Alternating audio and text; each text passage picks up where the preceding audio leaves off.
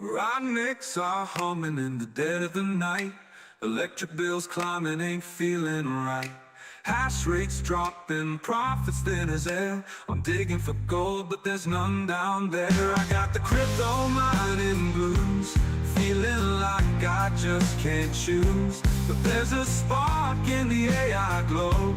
Rent my computer, let the profits grow.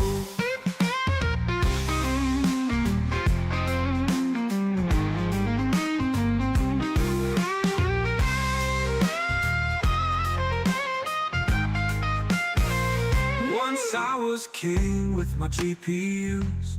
Now I'm stuck paying the power dues. Every coin I mine feels heavier than lead, but I hear whispers of a future ahead. I got the crypto mining blues, feeling like I just can't lose. Switch my power to the AI flow, turn this burden into a glow. I see the light, it's flickering on. AI's calling my machines to respond. No more digging in the blockchain dirt. This pivot might just heal the hurt. I got the crypto mining blues, but I'm stepping in brand new shoes. The AI train's on a steady roll, gonna wreck compute and regain control.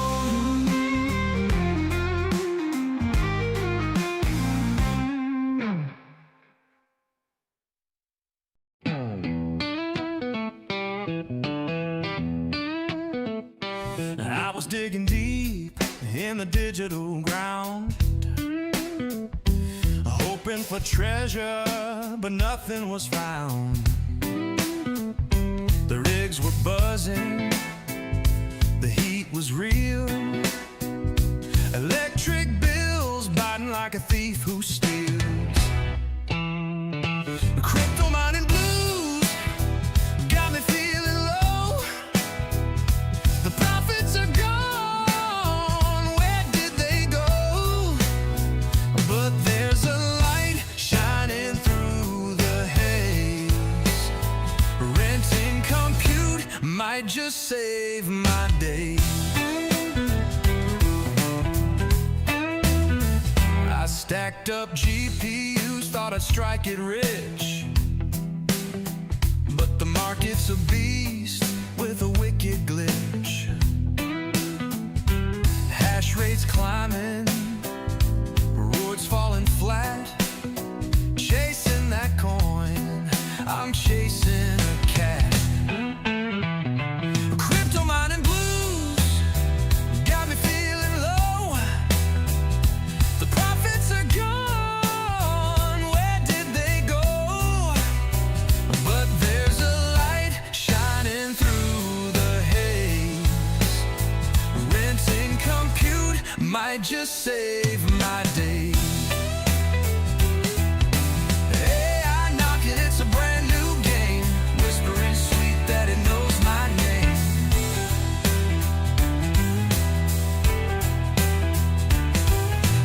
Ran out the power, let it learn and dream. A smarter hustle, a brand new scheme. Now my GPUs hum a different tune, training models under the cyber moon. No more digging, no more feudal race. Just AI visions lighting up the space.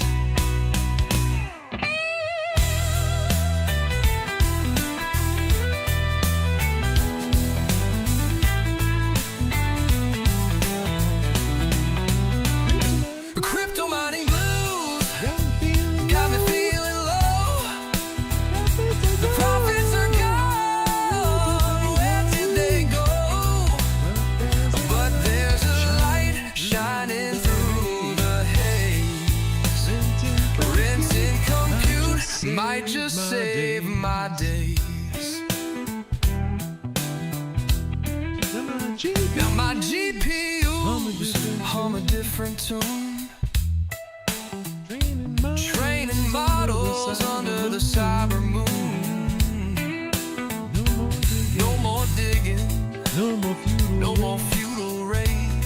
Just AI Just vision. AI vision, Lighten up the space.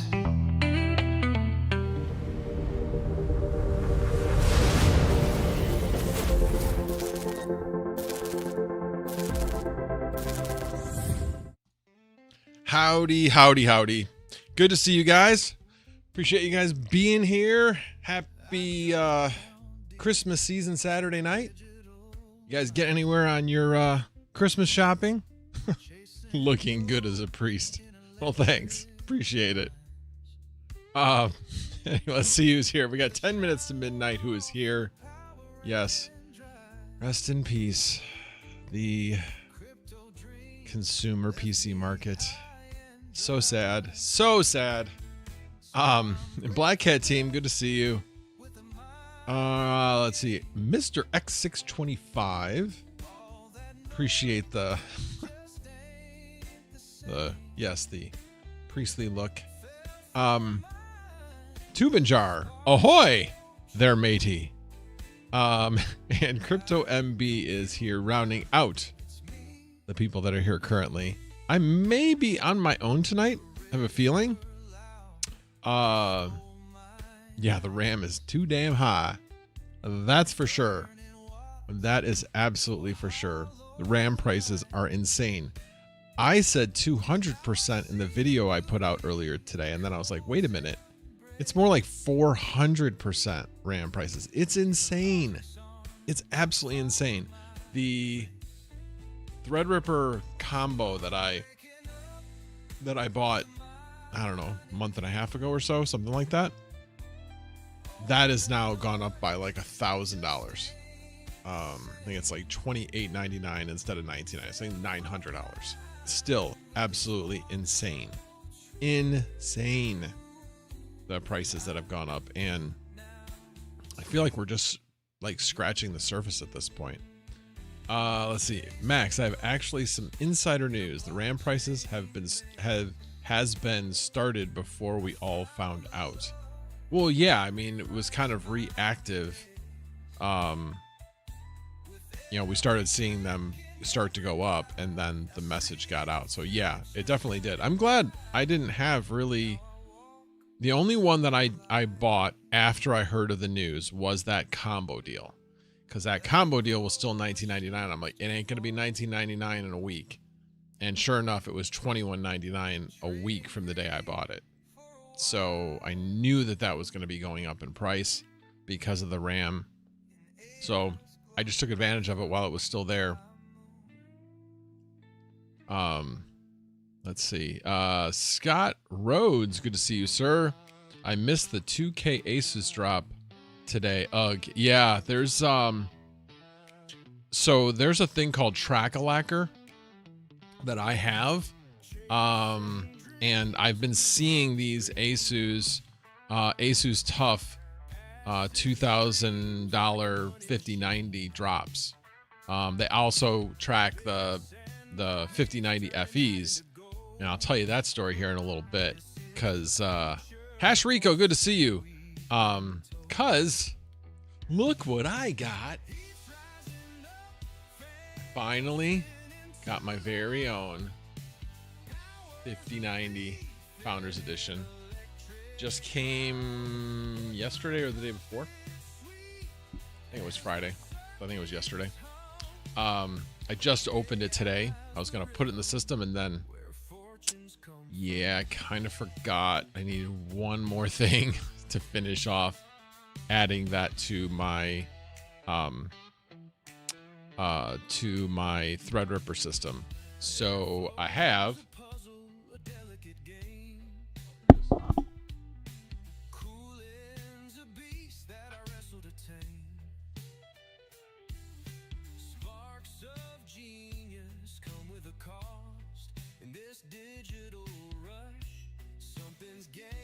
this, which has a C19 or a C20. I forget which one's which.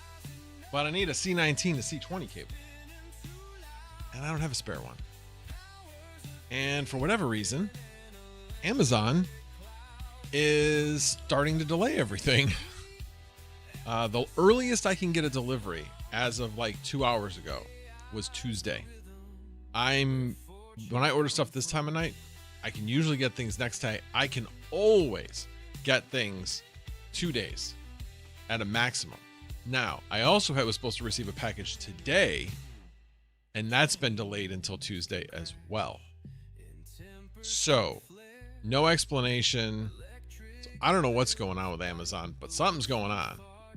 And just beware. With Amazon, I would say make sure you're not putting off last minute purchases. So I'm kind of disappointed because I was really hoping to be able to finish that this weekend, but that's not going to happen. So I might still move it because I'm doing a couple different things in the basement. So basically where I have one of my T7810 workstations, Xeon workstations, that currently is on salad, I'm going to be taking that out of its slot, moving some things over a little bit, making room for that that Threadripper system, and where I will be able to have like one GPU off to the side connected by a ribbon cable. So I think there's going to be enough room there. But again, I needed to have a second power supply, and I might as well show you these two. So got a dummy plug just in case I needed that. I think I have one more like switching thing where it'll turn on the secondary power supply if the primary one goes on. But if I don't, I'm just going to use one of those. And then I know it's hard. I haven't even taken it out of the static wrapper yet, but basically a ribbon cable, 30 centimeters. So that will basically go like that and connect up. So the one that's not in the actual frame will be like sitting upside down, and the power will be going up from the bottom. So yeah.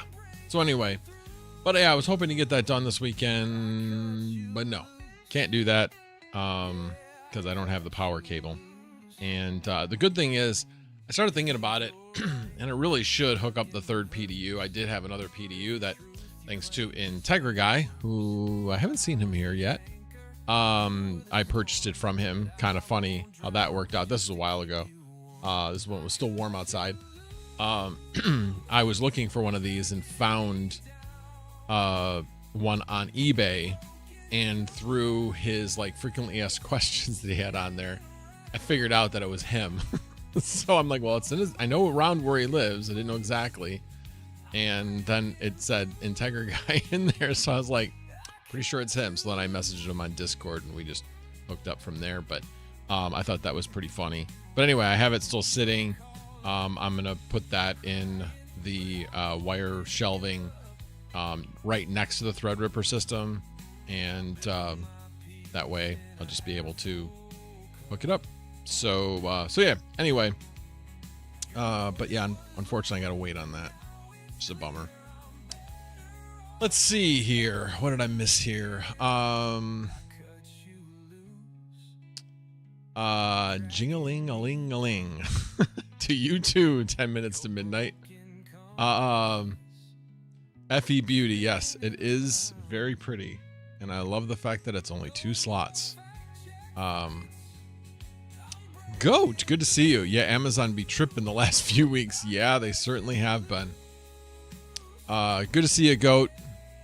If you want to tune in, or not tune in, if you want to come on stream, would love to have you. But I understand if you don't want to.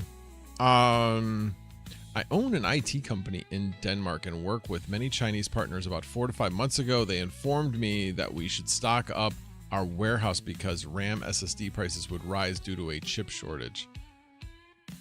And you kept that to yourself. You gate kept that. You didn't share that with the rest of the community.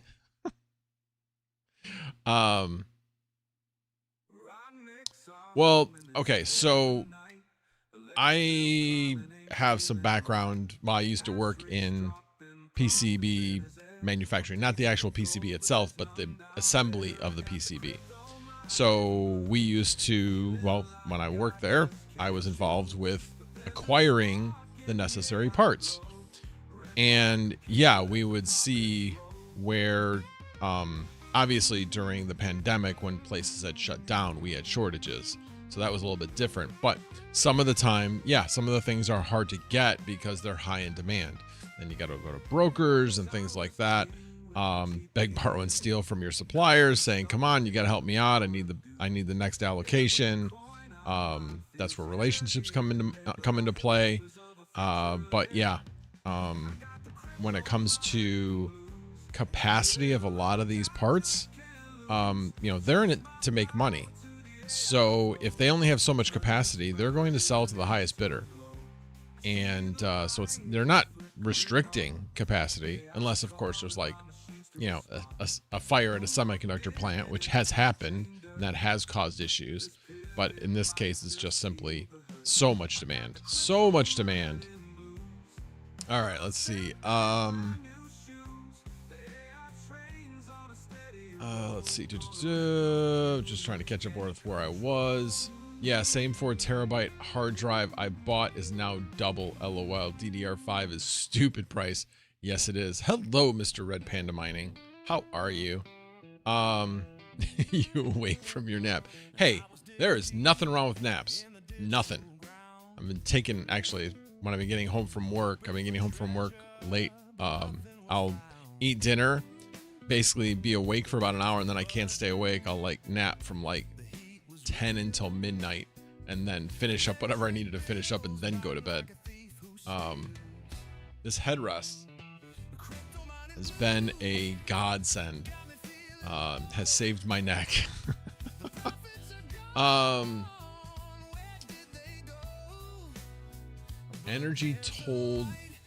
E-Energy told me RAM prices would also go up like 2 to 3 months ago. Alibaba knew. You gate kept that?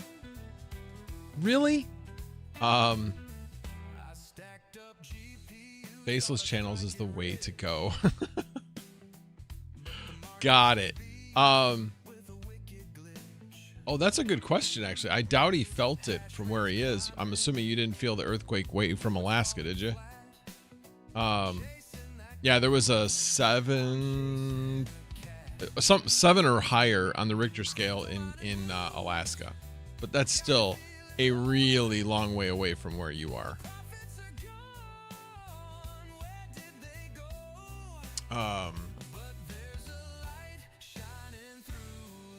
Yeah, even if it was near Canada, it would be up near Alaska. Still a long way away. That would be, I mean, I don't know what the ground's like. I know like in the Midwest, if we have an earthquake, the earthquake travels quite a bit. We don't get big ones, but yeah, I've being in the Chicago area, I remember in this house, I remember the last earthquake because it woke me up. I did not feel the earthquake, but we had a CRT television. And it was like, you heard that sound because it was shaking the internals of the TV, even though I couldn't feel it. The resonance of it was causing that to happen, and it was really loud. It woke me up, and I'm like, "What the hell was that?"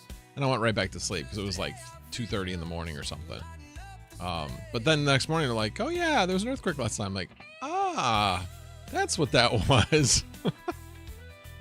Let's see. I didn't know. I just put it.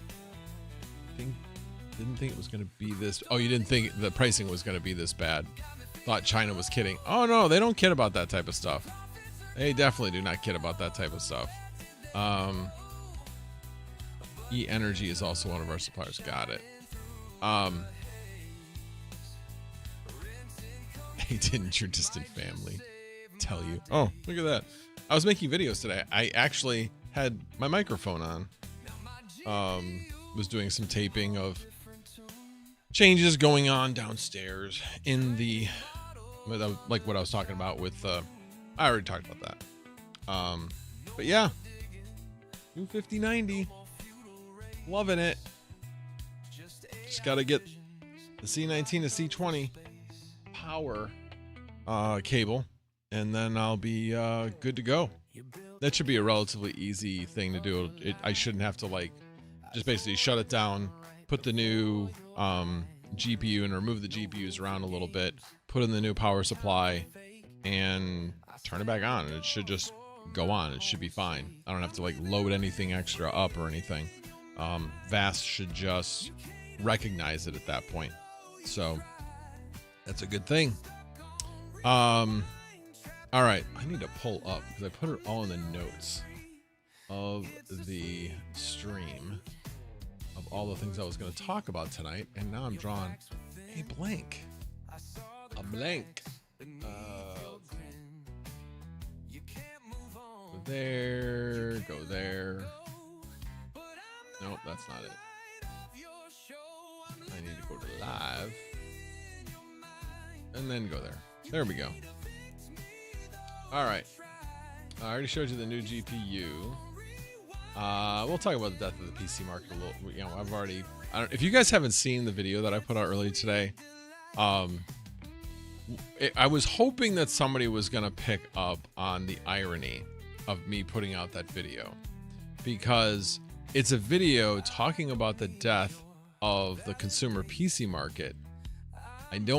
One thing that's left unsaid is the fact that it's due to AI. And what did I use to create the images? The videos were stock videos, but those videos, I'm sure, well, actually I shouldn't say that. The videos might have been AI generated. They might not have been. I don't know. But they were stock videos that I pulled. But the images were definitely AI images that I basically put in a prompt and got what I got. I used Claude to create those prompts for the image and to basically kind of give me a roadmap of exactly, I told them what I was trying to do, and then they're like, oh, do this whole dramatic thing like with actors and scenes, and I'm like, oh, no, we're not doing that. We're definitely not doing that. And I said, here's what I want to do, and they're like, oh, okay, and then laid it all out. I'm like, yep, that's what I was looking to do, and it basically gave me an A to Z of exactly kind of how to do it. Music was probably kind of the hardest thing. I wanted something that was going to be free and something that was going to be, you know, ominous. So Moonlight Sonata seemed quite appropriate once I came upon that. I was like, oh, that's good. That'll work. That'll work quite nicely. So that worked. But anyway, if you haven't seen it, go watch it. I really enjoyed making that video. I really enjoyed doing the read of it. That was a one-take read. I had to do a few edits because I made a few stumbles in there. So there's obviously you probably can't tell that in there, but there were two spots where I stumbled, so I had to get rid of the bad part and keep the retake. But other than that, it was one take, and yeah, I don't know. Like I said, I really had fun making that video. Like, so much fun making that video. I hope you guys find it funny, because that's the intention. It's satire. It's based in truth, but at the same time meant to be a little bit, you know, over exaggerated type of thing. So all right, let's see.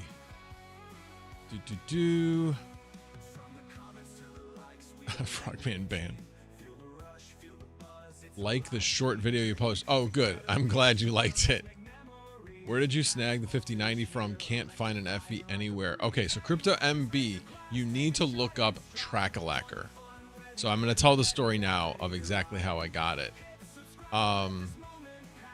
Use 1111 Labs and you can clone your voice where you don't even have to voice over it. I know, actually. There is, oh shoot, what is her name? She had Lyme disease.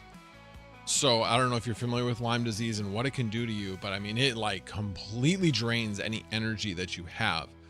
And so she actually created, not only using 1111 Labs, but also this other system to actually create a AI version of herself. And it looks really good. The only thing that sometimes in her videos is better than others is her hair. Sometimes it looks like her hair is going in reverse, like from what natural gravity would do with it. So it's not perfect, but it's good. So she's still doing that type of content, even though she's now finally like 95% back to feeling good. And she's, you know, talked about how thankful she is, and she's done a bunch of shorts that have talked about that. But anyway, But yeah, I have thought about doing that to try to quicken getting content out, but I'm like, nah, I don't really want to do that. I think people, while if you do it right, it's not slop. But I think people still want that genuine feel, little mistake here and there. You know, they still want that. They want to know that they're talking to a person. But I don't know. Time will tell as to the more people get accustomed to the AI. But yeah. Integra guy, you just missed me talking about when I bought a couple PDUs from you, and the fact that I got a 5090. I almost pulled a DJ, or a Linus. I almost dropped it. That would not be good. That's the last time I would pick it up. I do not want to drop that. That would be bad. What's pretty interesting, when that thing comes, it doesn't come with anything covering up the PCIe at all. There's no like cover to it when you get it in the packaging. So I thought that was kind of interesting. But anyway, so how did I get it?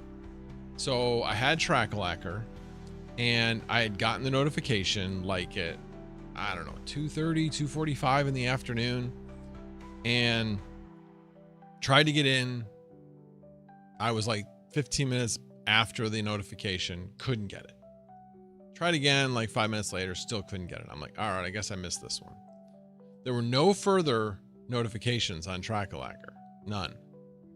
But I got to my chiropractor at 5 after 6, and I was going to search for something else, but I went into my browser on my phone, and I'm like, as a lark, pulled down to refresh it, and I was like, wait a minute, what? It was available. I'm like, you have got to be kidding me. I'm like, this is not going to work. I'm like, all right, add to cart.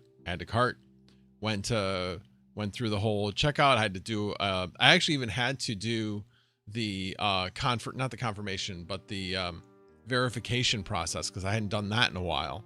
So I had to go through all that. I'm like, oh, this thing's going to be gone. And it wasn't. I got to the checkout. Now, what was weird was I had to like try to check out like 7 times.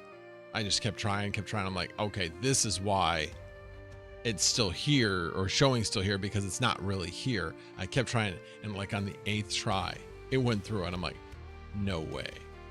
So then I started hearing about some people that were having their orders canceled. And I'm like, okay, well, that's probably what's going to happen to me. And then I saw the shipment, and I'm like, yes. And then watched the tracking, and I was like, okay, looks like I'm either getting a box of rocks or I'm getting a GPU, one of the two. And I got it. Now I haven't tested it yet. I'm assuming it's fine. It looked brand new. But yeah. So we will next week or so, we'll be putting that through its paces and making sure it works. But yeah, completely lucky. I don't understand how these bots didn't pick up on the fact that it landed. I must have just been like the absolute perfect timing. I must have refreshed just as they put it there. Otherwise, Trackalacker would have picked up on the fact that it was there. So yeah, so lucky. Yeah, program in the mistakes. Who's gonna know? How are they gonna know? I suppose. DJ, good to see you, sir. Sounds like Max needs bots. Evidently I don't need bots, because I got one. I got a Founders Edition, and I'm pretty much... So I do actually have one more 5090 coming, and I was originally going to just send it back. I haven't decided if I'm going to do that yet. It's a MSI AIO. I've debated on trying to make it work on PCIe 3.0, 8 lanes, and see what I could do with it just for the content. I don't know. We'll see. That one's $2,800. So 20, this one 2,000, and then that one 2,800. That's a lot of money to be spending. So, yeah, I'm probably just going to send that one back. I was really just waiting for this one to come in and test it to make sure it works before I cancel the other order. The thing is that you can't find, and this is the other thing, 5090s are an investment at this point. I bought that for just over $2,800, like 28, 29, something like that. Now it's not even available for that amount from what I've been seeing, at least not on Amazon. So I have until January 31st to make a decision as to whether or not I am going to return it or keep it. So we'll see. We'll see. Definitely debating. No, you do not need to have an intervention. You definitely do not. See, here's the thing. I love the fact that Panda is spreading the FUD that, oh my God, the sky is falling when it comes to GPU rentals. Keep it up, Panda. Keep it up. I love it. Love it. Please keep gatekeeping. Now this past week wasn't great, but I still made about 80%. Normally I'm around somewhere around $800 on average a week. And this week I was at 660.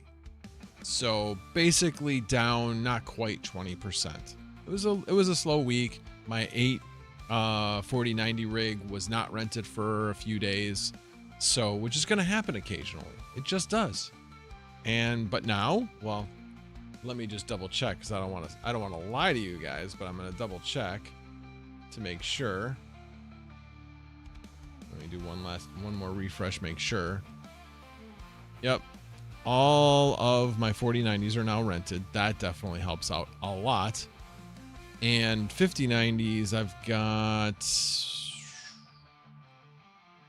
all of my verified 5090s except for one is rented, and one of my unverified out of my 4 5090s is rented. So I got to get these suckers verified. One looks like it should be getting close. It's a 99.72% reliability. What I found is what you should get verified once you get to like around 99.8. With that said, the written rule is 500 up and down. I don't have 500 up and down. I've got 600 is what it's showing, and I can always up that. It depends on what server it goes to when it does the speed test. But this one shows 600 down and 283 up. Most of these are using a lot of the download. They're not using much of the upload. I know they want it the same, but they're just not using the upload much. I have not had my upload saturated at all. I have had my download saturated, where it's been like 1.8 gig. And my Threadripper, that one I have a 10 gig connection into my 48 port switch. So that one is at showing at 1.2 gig down and about 281 up. So I'm really hoping that once I add the third one there and get the reliability up, that one will get verified, because it's a multi GPU rig. And it has not just 2, but has 3 as well. So we'll see. We'll see what happens with that. All right, back to the chat. The Mac spot. What's the 5090 you ordered making these days? Well, I'll get back to that in a second. 2,800 USD for 5090 in US. Can't you guys buy GPUs from EU? It's much cheaper here. I don't think lately it is, but maybe it is. But that's also an AIO version. I was specifically looking for something that was narrower than 3 slots. So that was the key. But now I have it, so that's why I'm like, I don't really need that one. I've debated on, okay, well, I could put that in a different rig that, like I said, it would be, it's a PCIe 3 and 8 lanes. So definitely debated on that. All right. Now I just lost See if anybody's popped in. Nobody's popped in yet. Okay. Got to make sure I keep that up here in case anybody does decide to pop in. So the 50, what's the 5090? It depends on which one. It's making around 29 to 30 cents on average, something like that. I've got one that's in a 6 core CPU rig that I have priced a little bit lower because that one has not been rented as much. I have thought about actually replacing that CPU with an 8 core CPU. So, because I think that's the limiting factor there. It has the same amount of RAM, so that's definitely not the factor. Okay, that's what that is. And then, yeah, so this one that gets rented less, yeah, it's 64 gig, just like the other one. But again, instead of, 16 virtual cores, it's got 12 virtual cores. And the virtual cores are, of course, the threads. So yeah, that's still debating on that. It's definitely the other one that is priced higher gets rented out more. And that one's making right around 30 cents. It's like 29.7 cents an hour. So, and like right now, it's running at 44 degrees C. Okay, so it's not being used barely at all. I bet that the memory is probably loaded, the VRAM. But yeah, a lot of times with these higher end cards, they're just sitting there. They're not being used. But sometimes they are. My because it's priced a lot lower, my unverified 5090 is running at like 75C, so that thing's getting hammered. So but that's okay. Need some heat from the basement. So it's been helping to heat the house, that's for sure. And when the 8 GPU 4090 rig was down, or not down, but not being rented, yeah, it was a little difficult to kind of balance the windows being open in the basement to the heat that was being produced, because it was producing a lot less heat. Right now, my 4090s are getting hammered. I've got one in my Octominer that a fan's not spinning, and I know that's the one that is getting a little hot. It's right now running at about 79C, but it goes up and down. Like right now it's at 74, so it spikes up about 79 and then goes back down. It never hits 80. I have brought the power down on it a little bit, but whenever they stop renting it, I'm gonna fix that fan. But that hasn't happened, so that thing's been rented for a while. And then the 8 by 4090 rig, that makes about $2 an hour, so right around 25 cents per 4090. So yeah, so right now, like if I looked at how much I made today, and I know I don't have my screen shared, but today was $126 was how much I made today. Yesterday was 128. But like my low point this previous week was like $83 in a day. 2 days like last Sunday, last Monday were both $83. So again, on those particular days, you're down about a third, about 33% off of what your peak is. So yeah, it's up and down. It's depends on what the demand is. It just does. All right, let me come back. And no, I do not need an intervention, Goat. If I didn't already mention that. Let's see. Does that affect your home Wi-Fi speed? Well, it doesn't affect my home Wi-Fi speed. I mean, most of the things I have in the house, except for, cell phones and such, is all hardwired. But does it affect like streaming and things like that? No, I have not seen that. Like if I look right now, I mean, it could, but I haven't had it affect it yet. Every time there's been a spike has not been when I'm streaming. Of course, I probably just gave myself a kiss of death. But let's see where we're at right now. Like how much data is being used right now. Let me go back to dashboard, like today it didn't peak out as high. Today it peaked out at 865 megabits download, and upload peaked out at 28 megabits per second. You see what I'm saying is that they want that symmetrical, but in practice, I don't see clients using it. They just don't. Either that or there's some other critical path in the network that is limiting that speed. It's not on my end. It would be somewhere else. But yeah, like right now, I am, yeah, I mean, the throughput isn't, it's up and down. It's sometimes up to about 100 megabits per second. And the upload goes up to around 40 megabits per second, but it's very up. I mean, it's going to be fluid. It's going to be very up and down. So hopefully that answers your question, DJ. Mr. X625 says, Max, do you have a separate VLAN for your VAST machines? Oh, hell yeah. Yes, I do. And that subnet can only talk out, and each machine can only talk out. Each machine can't talk to each other. The only subnet that I do allow to talk to one another is the nodes. Still can't get outside the subnet, or obviously hackers can probably break through some of this stuff. I get that.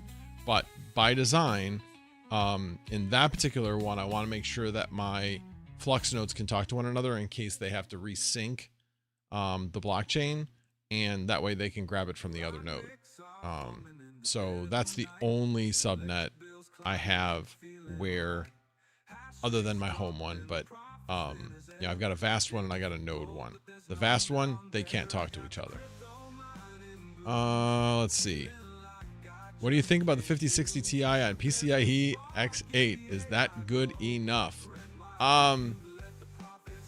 It has been, but not exactly lately. Like I said, right now, I don't know if I mentioned this, but yeah, my 5060 Ti's are pretty much not really rented. But with that said, the only 5060 Ti that's currently rented, and I'm all set at the same price, the only one that is currently rented is one that is on PCIe 3.0 8X.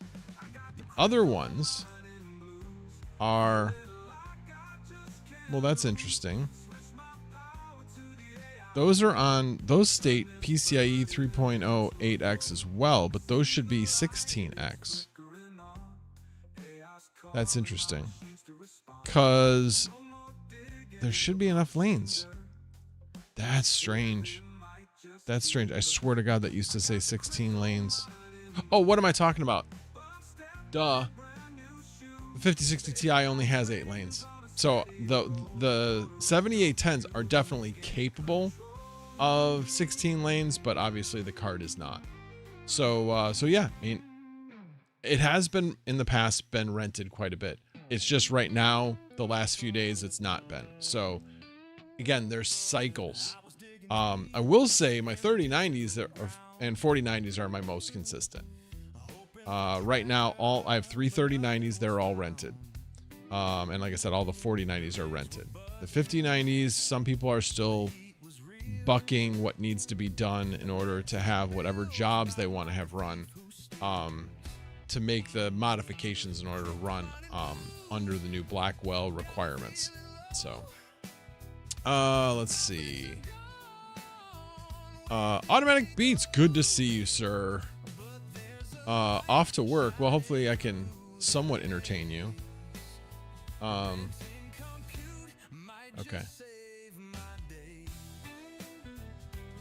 RIP Flux, when fork back to Zellcash. I don't think that's gonna happen.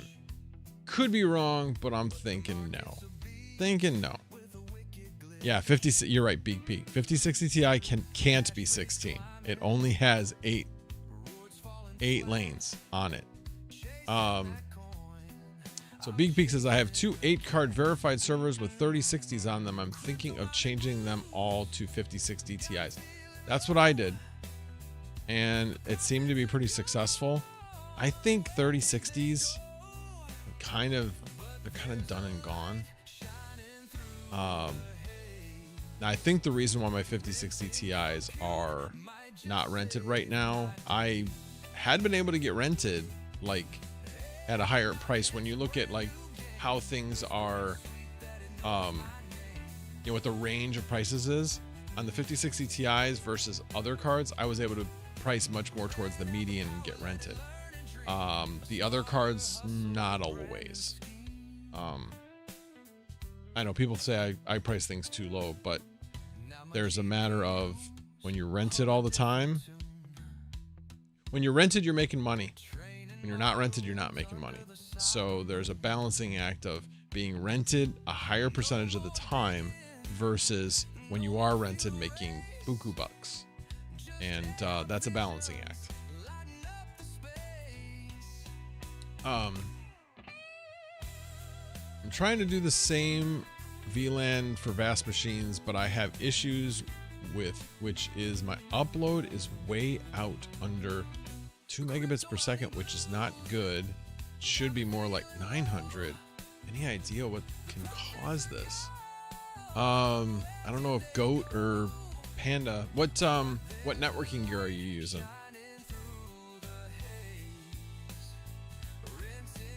Yeah, I don't know what. I'm not sure what could cause that. I mean, there's plenty of things you'd have to intentionally do something, so it's Ubiquiti. I mean, unless you've intentionally, like, within Ubiquiti, you can set. I'm just trying to remember, like, at the port level, you can set a speed limit, I believe.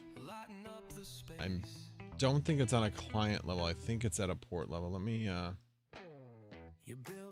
take a look.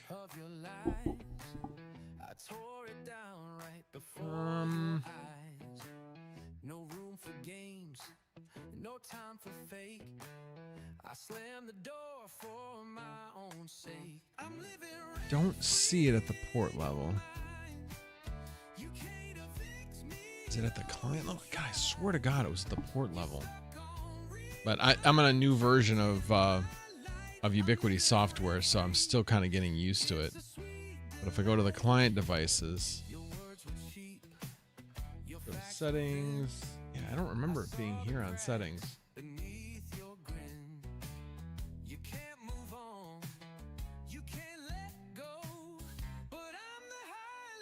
Huh. Yeah, I don't remember. There is a way that you could possibly be restricting the speed.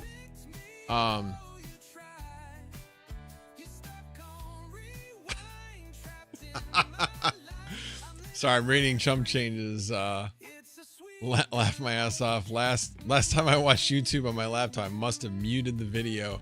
I clicked on your stream and was like, max voltage is muted again. I'm shocked. Then noticed, I'm just dumb. Hey, if you feel like coming on stream, be happy to have you.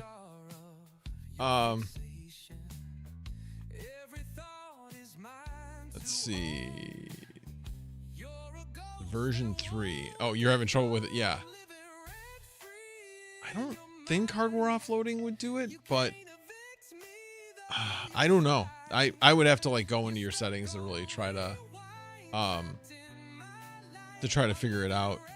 Because like I said, right now, I used to set, I've turned it all off now at this point because I have so few salad rigs. Salad, you had to limit the speed because otherwise it would saturate your entire network and Vast wouldn't be able to do anything.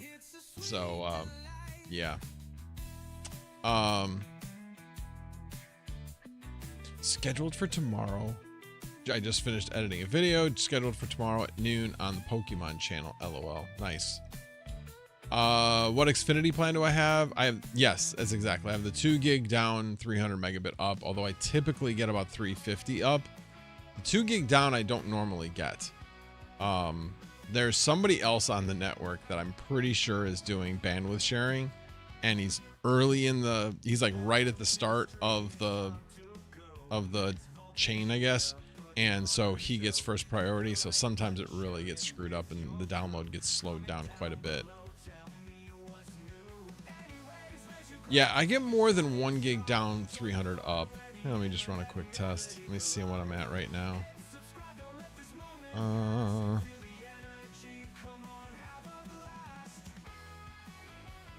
That's interesting. Where is it? Speed test. There it is. It is running. We shall see. I'm gonna have to run it again. I can already tell. Most of the time, I don't know why, but speed tests are never that great the first time you run them. Actually, that one is really bad. Again, upload is right now 3. That one came out exactly at 300. Although all the way along the test, it was like 330, and then right at the end, it dropped to 300. Test again. Let's try it again. Try it again.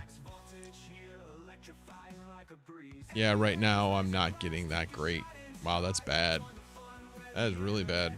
Like 700 is what I'm getting right now.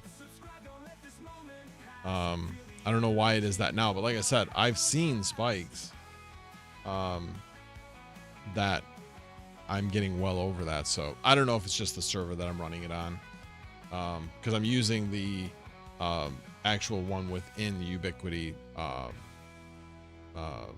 dashboard. All right, let's see. I stopped GPU mining and started videoing birds. The struggle is real. Hey, everybody's got to have their hobby. I'm just glad that I found another hobby that makes money. I consider myself very lucky. Shines, welcome. Welcome to the crazy train. Vasty verified my 4X 5060 Ti because of my upload speed below 500 megabits per second to the moon, Travis. Yeah, that sucks. I am very fortunate that hasn't happened to me yet. I mean, how much below 500 are you, I guess, is my question, Beak Peak. Just wanted to pop in and say hello. Hope you are well. I am, thank you. Tell Sunflower Mama I said hello. Gotta go sit. Chum says hi. She says hello. Gotta go sit with my daughter. She has been asking me to come lay with her for like 30 minutes. Yeah, go be with your daughter. I'm actually really happy. So I've got a concert tomorrow, choir concert. Yes, in a choir. And it's kind of funny because people hear of, you know, adult choirs. This is a tryout only choir. And there is a ton of talent in this thing. I mean, I'm not a bad singer, but wow, it's really fun to sing with other people that know how to sing, that stay on key, have good tone, can modify their voice in different ways according to what the director. I mean, there's just kind of a lot of really fun things we're doing. We're doing an Irish song. You don't sing an Irish song, you know, like this. You don't sing it like that. You sing it more nasal. So it's really fun, like singing in different ways to have an effect. And what was really kind of interesting was we had our dress rehearsal on Wednesday, and the sound guy was like, yeah, you guys sound good. And I go to a lot of these, and you guys sound really good. So anyway, I just thought that was pretty funny. Basically saying that, you know, this is going to be one he's going to enjoy as opposed to just some of the other ones he goes to. I know when we sing around the holidays, we sing at a bunch of retirement homes as well. And when we go there, they're like, wow, because they're not used to having, they're not used to hearing things that good from the visitors that come in. And being that my dad was in a retirement home and I have been there when he's had other groups come through, yeah, yikes. But you know, heart's all in the right place, and it's entertainment. So yeah.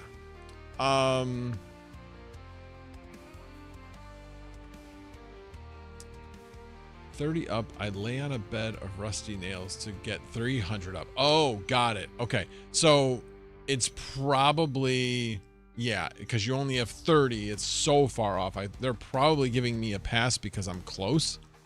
And you may have been in a situation where somebody did try to get more than 30 and was like, no, why is this guy verified? Possibly. I don't know. But I'll keep my fingers crossed that I don't get de-verified prior to when I can get fiber. Because as soon as I can get fiber, I've already ordered it. As soon as I can get fiber, I'm paying for it, and it's going to be here. But I don't know exactly when that's going to be. Should be within the next 12 months. I'm hoping within the next 6. So we'll see. I'll stay if you sing right now. I'm not going to sing because you need to be with your daughter. Go with your daughter. I've said this a million times. There's always a special bond between a father and a daughter. Just is. You never get that time back. You never get that time back. Let's see. And actually, interesting. So my daughter lives in the city now, and she is taking a train from Chicago. Actually, she has to take a train from where she is to the train station in Chicago, transfer, and then take the train out to Wheaton. And then we're picking her up or my wife's actually picking her up from the train station in time for the concert. So it's kind of an ordeal for her to come out to the concert. So I told her, I said, look, love you to death. And I really appreciate that you're willing to make the effort, but you really don't have to. She's like, no, I really want to. She made a comment of like, I came to all of her concerts. The least she could do is come to mine. And I'm like, no, that's not the way this works. Children do not have to go to their parents' concerts. It's not, just is not the same. But again, I appreciate it. She's been to the concerts before. So she knows they're good. So she was looking forward to hearing it as well. Good night, Chump Change. You were told this summer you're getting symmetrical. We shall see. Yeah, so I was told by the end of the year, and I don't think that's happening. That we probably would be getting symmetrical DOCSIS 4.0, but I have seen no announcement, no nothing regarding it. I actually haven't looked up. Usually the guy across the street and that block across the street gets it before we do. They always get the better speed before we do. Yeah, it's the FCC. Let me see. FCC broadband map. Let's see if I can look this up again. Yeah, here we go. Give me a second. I'm obviously not going to show this because they will have my address. Let's see.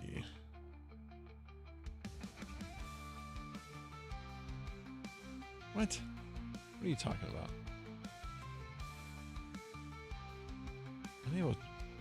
You always are able to do this. Well, this is very interesting.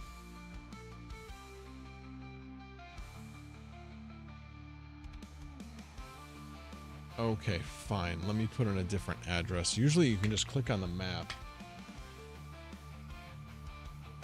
Okay, that's not actually an address. I forget which one it is.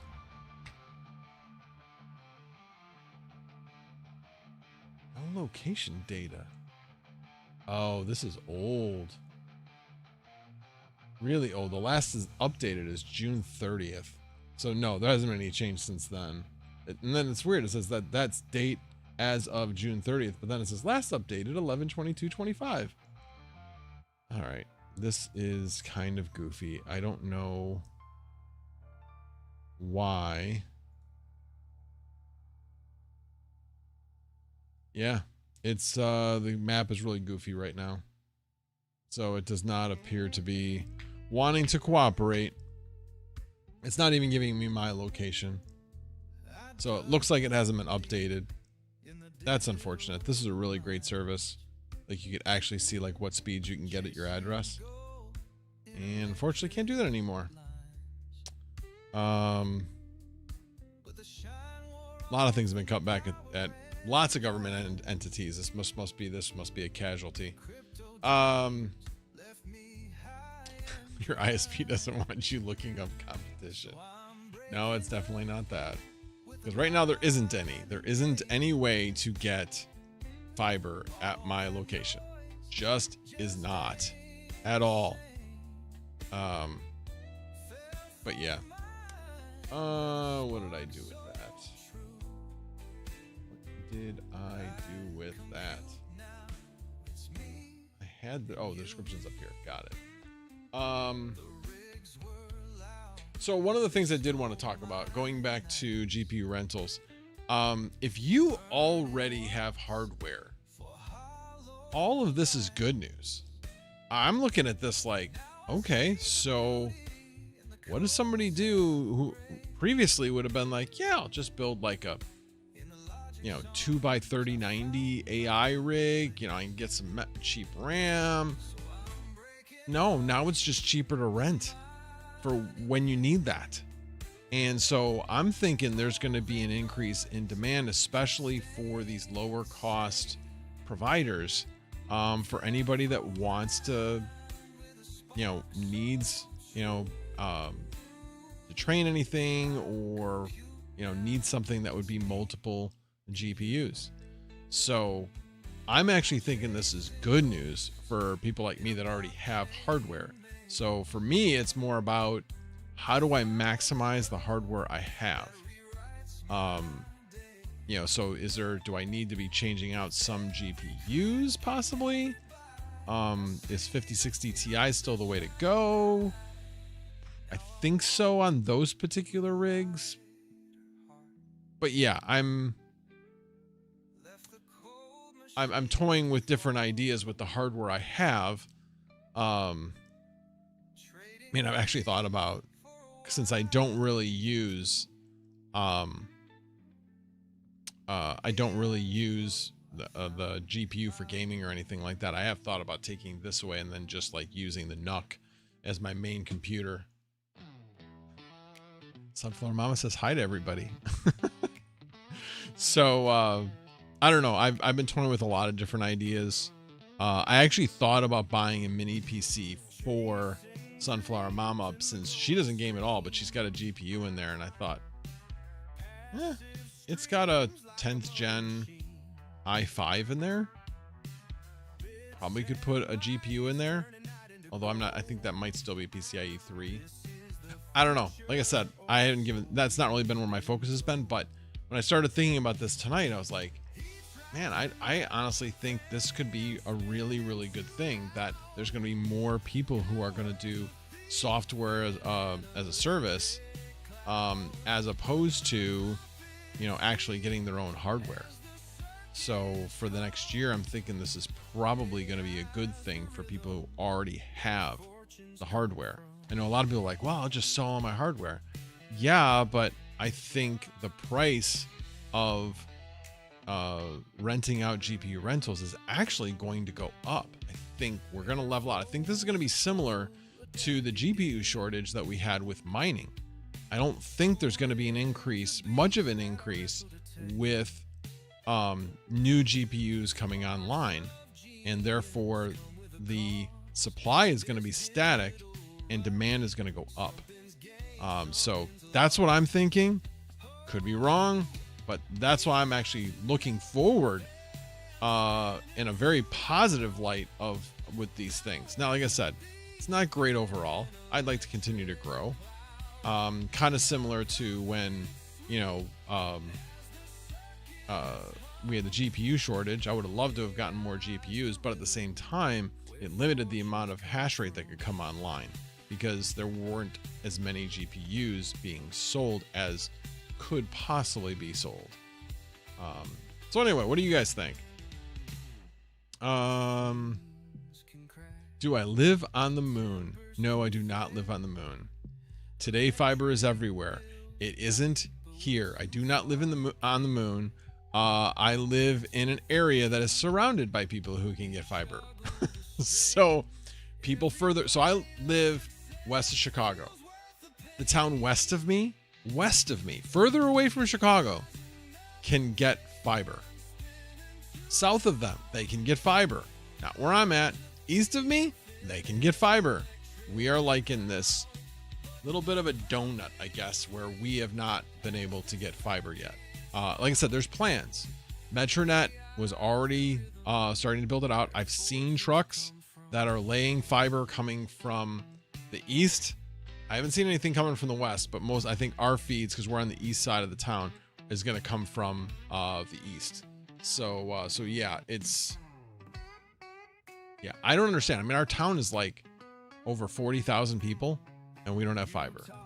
So yeah, it sucks. It definitely sucks. All right. Hello, wife. You still use a 10600K with 64 gigs, 3600 CL16, and a 5070, and it's rented. All right, cool. That would work. Yeah, come to Northern Michigan. Okay, well, we know that fiber's not in the boonies. We know that.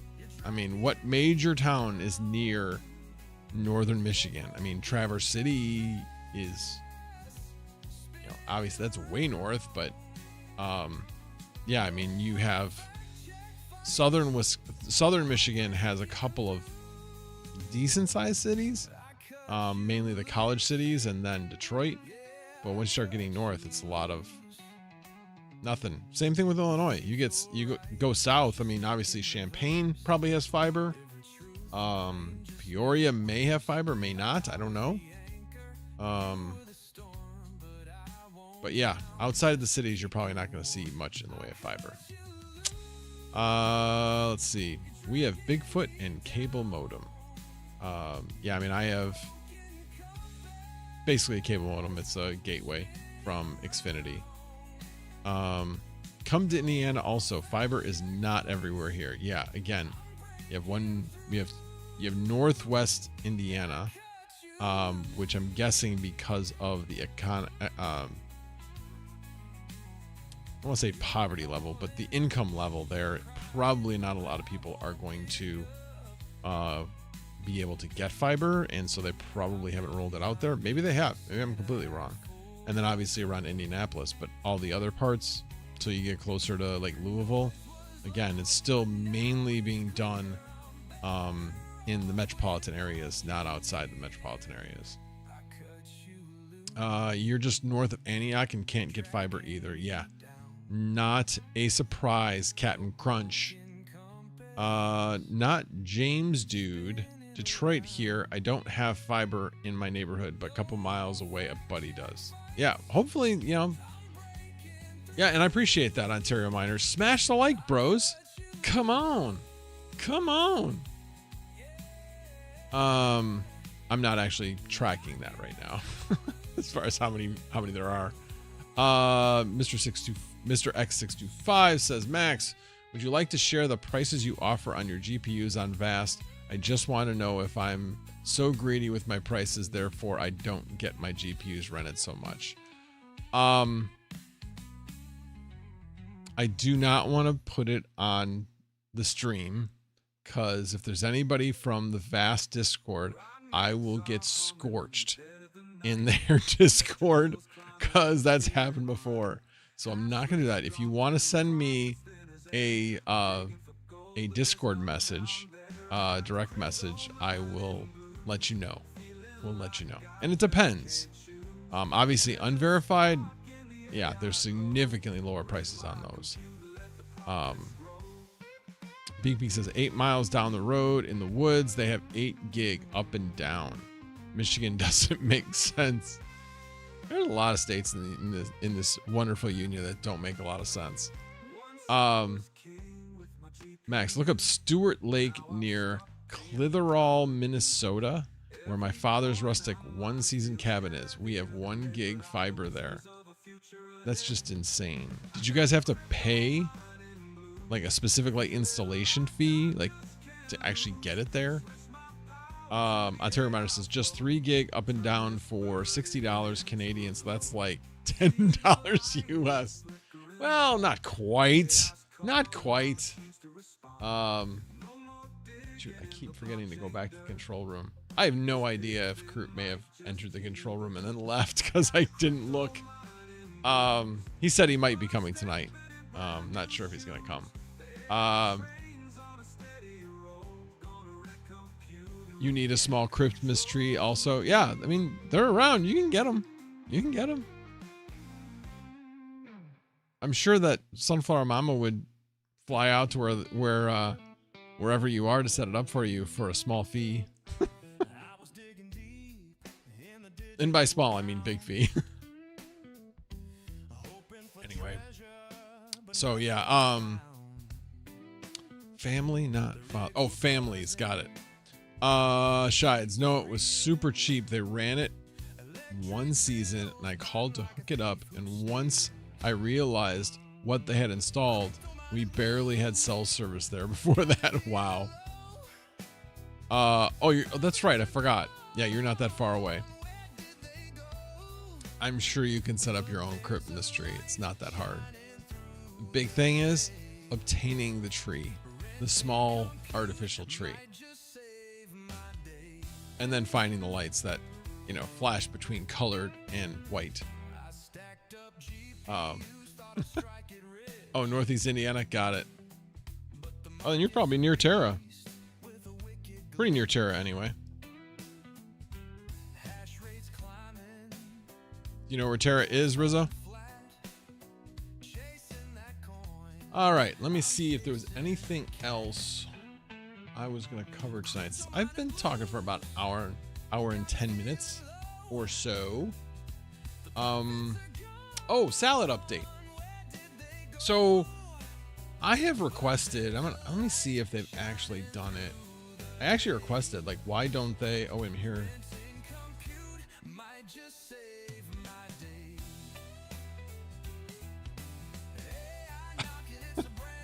He's making comments. He must be listening. That was a long time ago.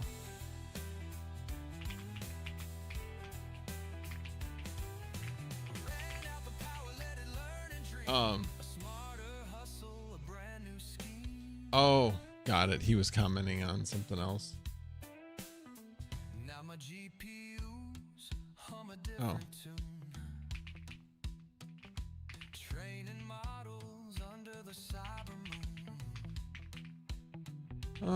Sorry.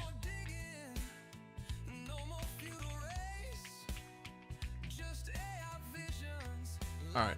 So let me go to the salad Discord. Let me see if they actually did a summary. I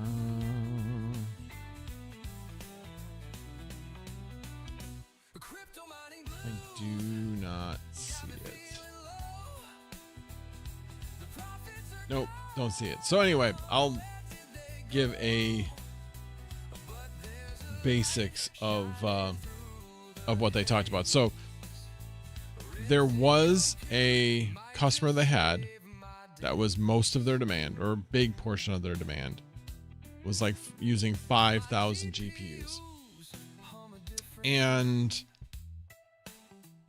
But they are purely making a choice based upon price. And they kind of showed like how they were actually pricing to their end customers. And so they price based upon number of cores and amount of memory being used. So that affects the price. Well, others aren't doing that. And so therefore they started moving away because they were going to a platform that was mainly the GPU itself.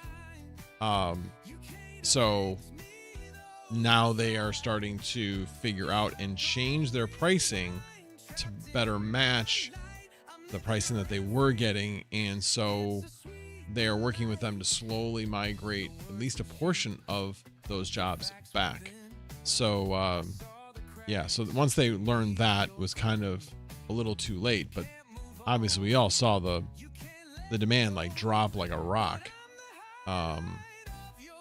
which was unfortunate. So yeah, so right now the only things that they are wanting is really low end actually. They have a few jobs there. They were saying that might expand to the 3000 series, but right now they want like 1660s, 1080s, 2070s, 2060s, 2080 Ti's, you know, that range, which I just thought was really odd. I think it's more of the price point, as those are lower. And the other interesting thing they did mention was that they're not there yet, but they do intend to get to the demand model, meaning that the providers will be able to set their own price. So that's pretty interesting.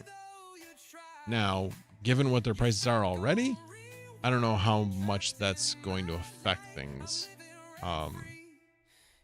Because man, somebody being able to undercut that price, it's not even worth it. Really not even worth it. Like right now I'm making like around 2 cents an hour on a 3060 Ti. So it's working. It is making a little bit of money, but you know, again, I kind of just run that just to kind of stay current with Salad and know what's going on and that type of thing. So yeah, but anyway, that's kind of what's going on with Salad. They are not sitting still. They are working at a number of things. I know one of the things they're also doing, I think, is expanding their like bandwidth sharing. I'm not interested in doing that, but others I'm sure are, and do pretty well. They do make some money doing that, but given how much other GPU rentals I have, I need to hang on to that that bandwidth. I do not want to rent that out. All right, let's see. Yeah, that's fine. You can drop me an email, no problem.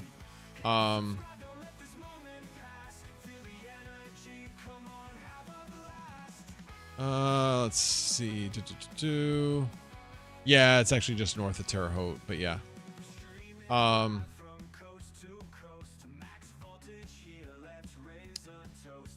Just north of Fort Wayne. Terre is over 2 hours. Yeah, that would be still quite a hike. It's probably about how, yeah, I mean, that's how far away I am. So yeah, just a different direction. Not James Dude says creamy sounding keyboard, Max. Oh yeah, I love this keyboard. I absolutely, you know, when I have to type something, I'm like, I look forward to it because it's just an absolute pleasure to type on this thing. I love it. It's an Epomaker. What the hell model is it? I forgot which model this was. Hold on a second. I think it's on the bottom.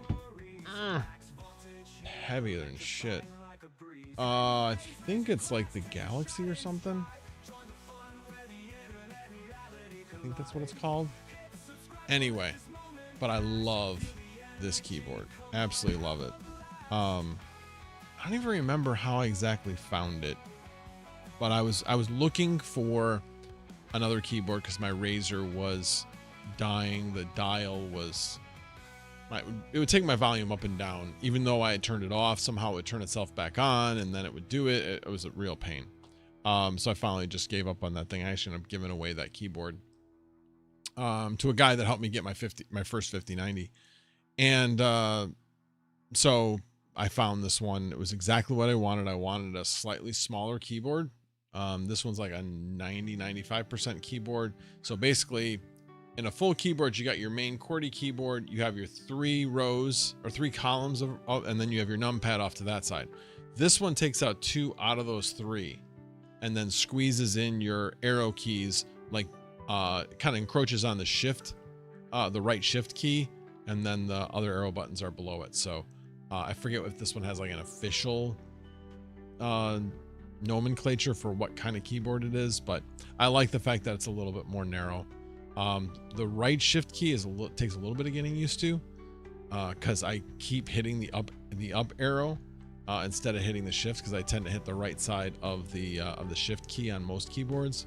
So yeah, I've got this one here, and I've got a Keychron at work. I never asked to have anything bought for me, but when I do, it's really important to me. So they bought me a chair because I was having trouble with my hip.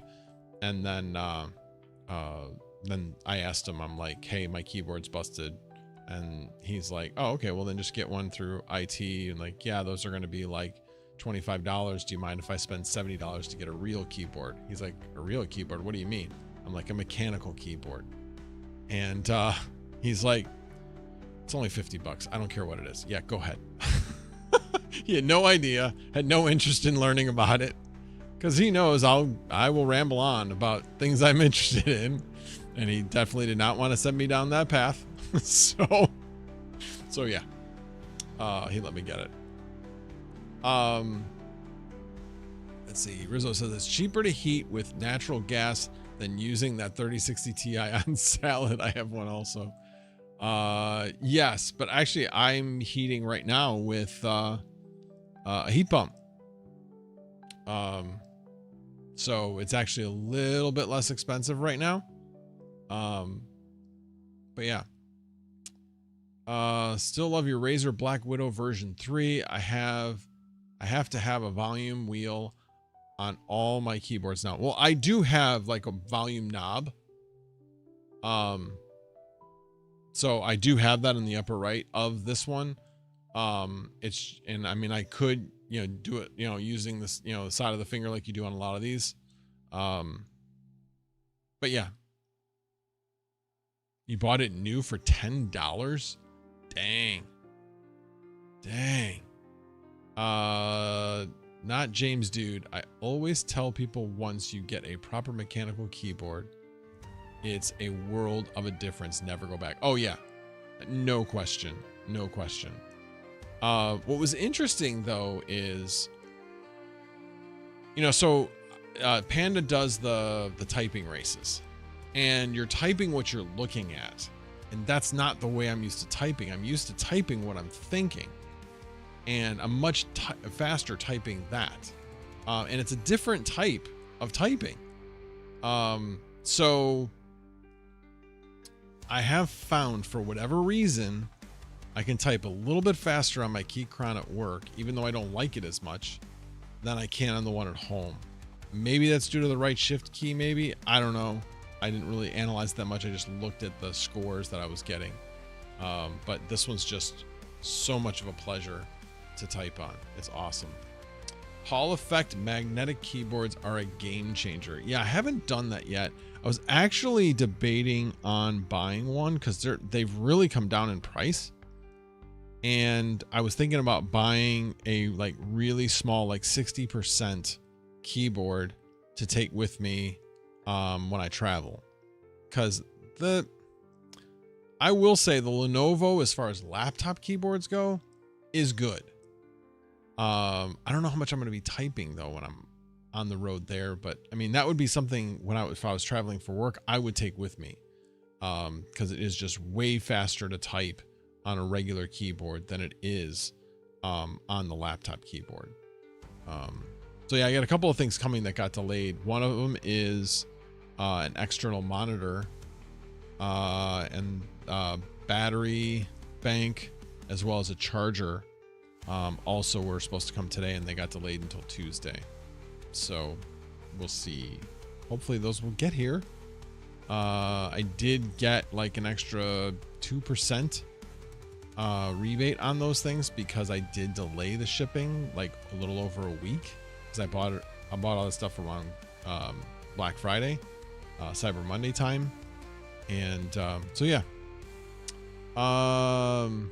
Yes, definitely getting cheaper. I'm trying to remember what I was looking at, but I think one of them was an Apple maker. I'm not sure. But yeah. Alrighty, let me see if there's anything else I was going to talk about.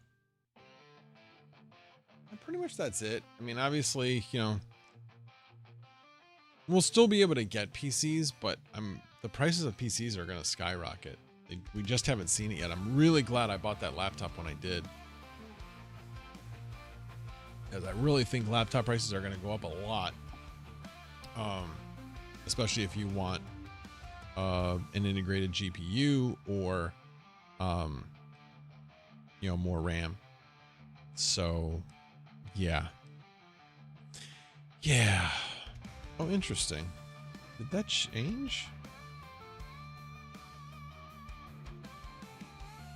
Oh no, it's just the icon. Sorry. I happened to look at something in Discord. It looked like they changed the interface, so.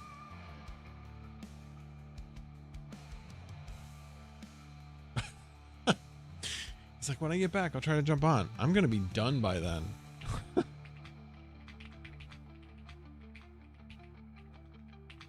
No worries. We'll just call it a little bit of a shorter night tonight. Unless you guys got some questions for me, be happy to stick around, answer any questions. Let's see. Right now on my laptop, I'm using a CyberPower full-size keyboard with backlights and a volume scroller. I bought it new for $10. Oh, that's the one you bought new for $10. Got it.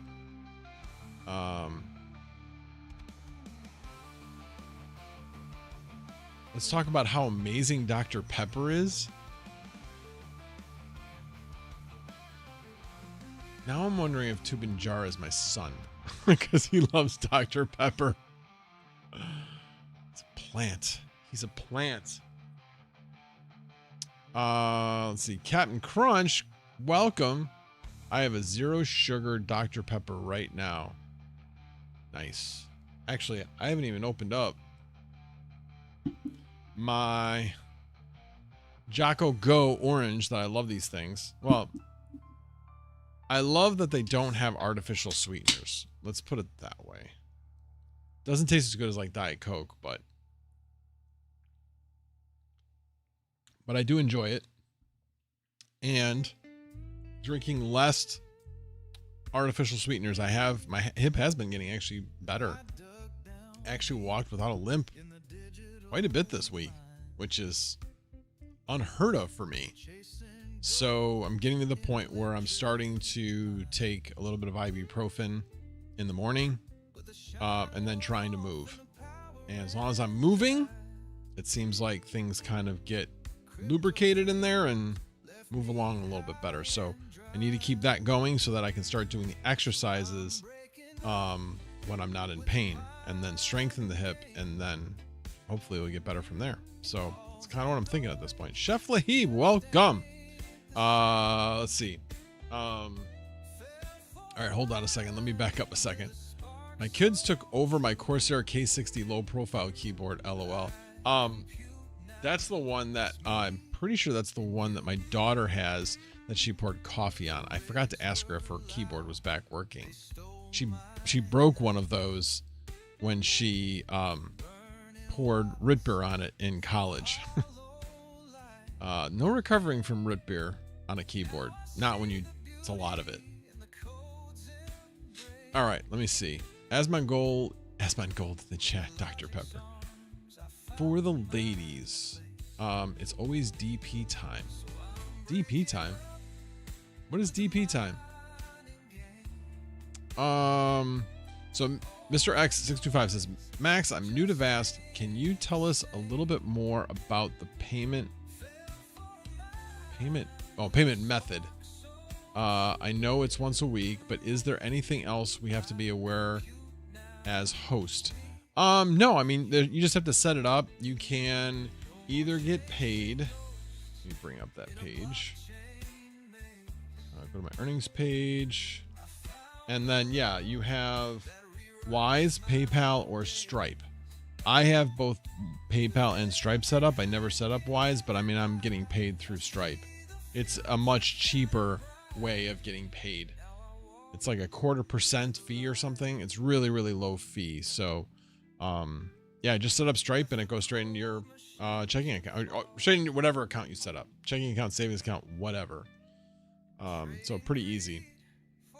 Chef Lahib says, just watch the Death of the Market video. Jesus, dude, made me feel uneasy like I lost the uncle that didn't touch me as a kid. That's disturbing. That you went there. Do you think GPUs are next as far as prices go? I personally think the prices are going to skyrocket like RAM. They're definitely going to go up. I don't know how fast. I mean, AMD's already raised prices. They've announced already a $10 increase to board partners, I believe, and then board partners will pass it along. But $10 per 8 gig of RAM. So depending on how much RAM, if you have 16 gig, then it's $20. If you have 20 gigs, $25. So that's how they're scaling that. NVIDIA hasn't announced anything other than they have said that they are not necessarily going to be sourcing VRAM for their board partners anymore. Board partners are going to have to fend for themselves.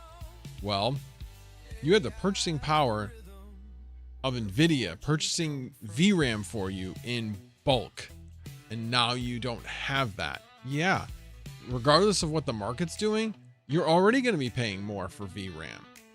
And so, yeah, it's going to go up. It's going to go up. And I don't think we're going to see the supers at all. We're not going to see the 5070 Ti super. We're not going to see the 5080 super. We are not going to see those GPUs.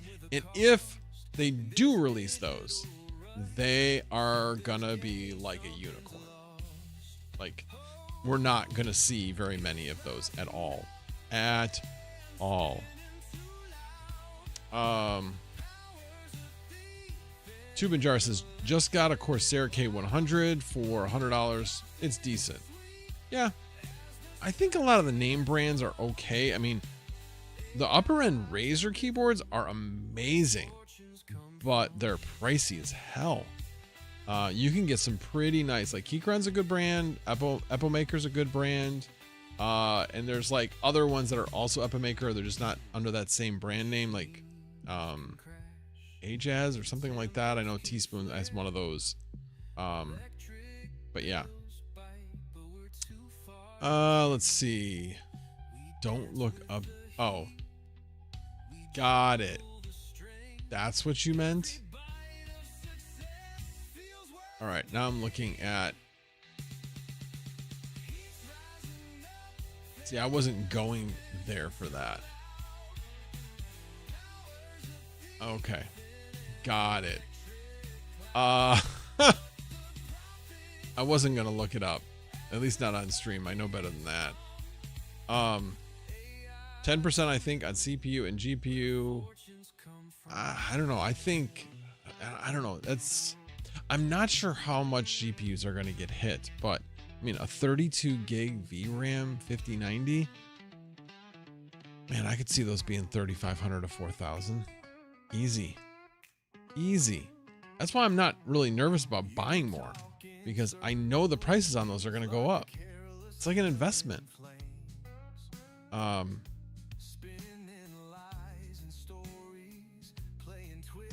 When did they release the 5090 Super? I have not seen anything about that, or 5080 Super. They've talked about it. The leaks have come out, but they haven't officially announced them. And the rumor is that they're canceled. Not James Dude says, I'm building a new board right now.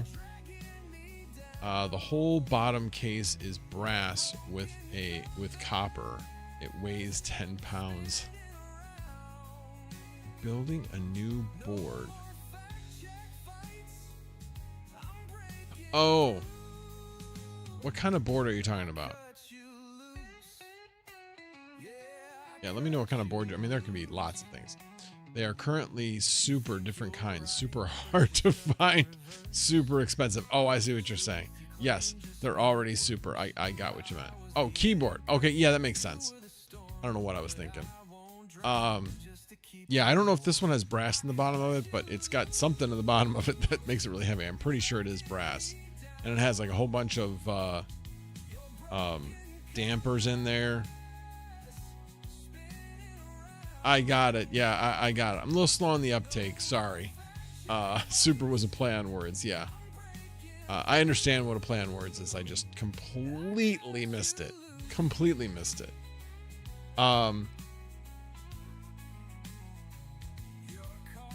All right, I was gonna look something up, and then next year I'll be selling off my 3060 Ti and 3070. Already sold the 3060 12 gig. Yeah, I have a bunch of 3060s I need to sell. So I need to get going on that, get them in boxes, get them cleaned up, and get them listed somewhere. May try to see how I do on Jelly Bay for a little bit. And I actually have to replace a fan on one of them again, like the third time. Freaking Asus Duals on the 3000 series were horrible as far as fans go.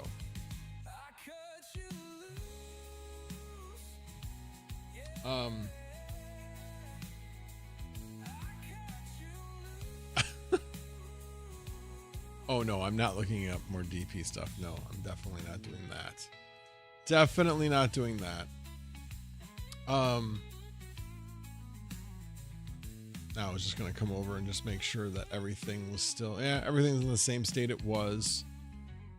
So I've been basically going for about 3.5 hours for the day, and I was at, for yesterday, it was like right around 125 if I remember correctly, 126, and I'm currently at 144. So right now it's about $18, which means I'm like right on track to be making slightly over $5 an hour.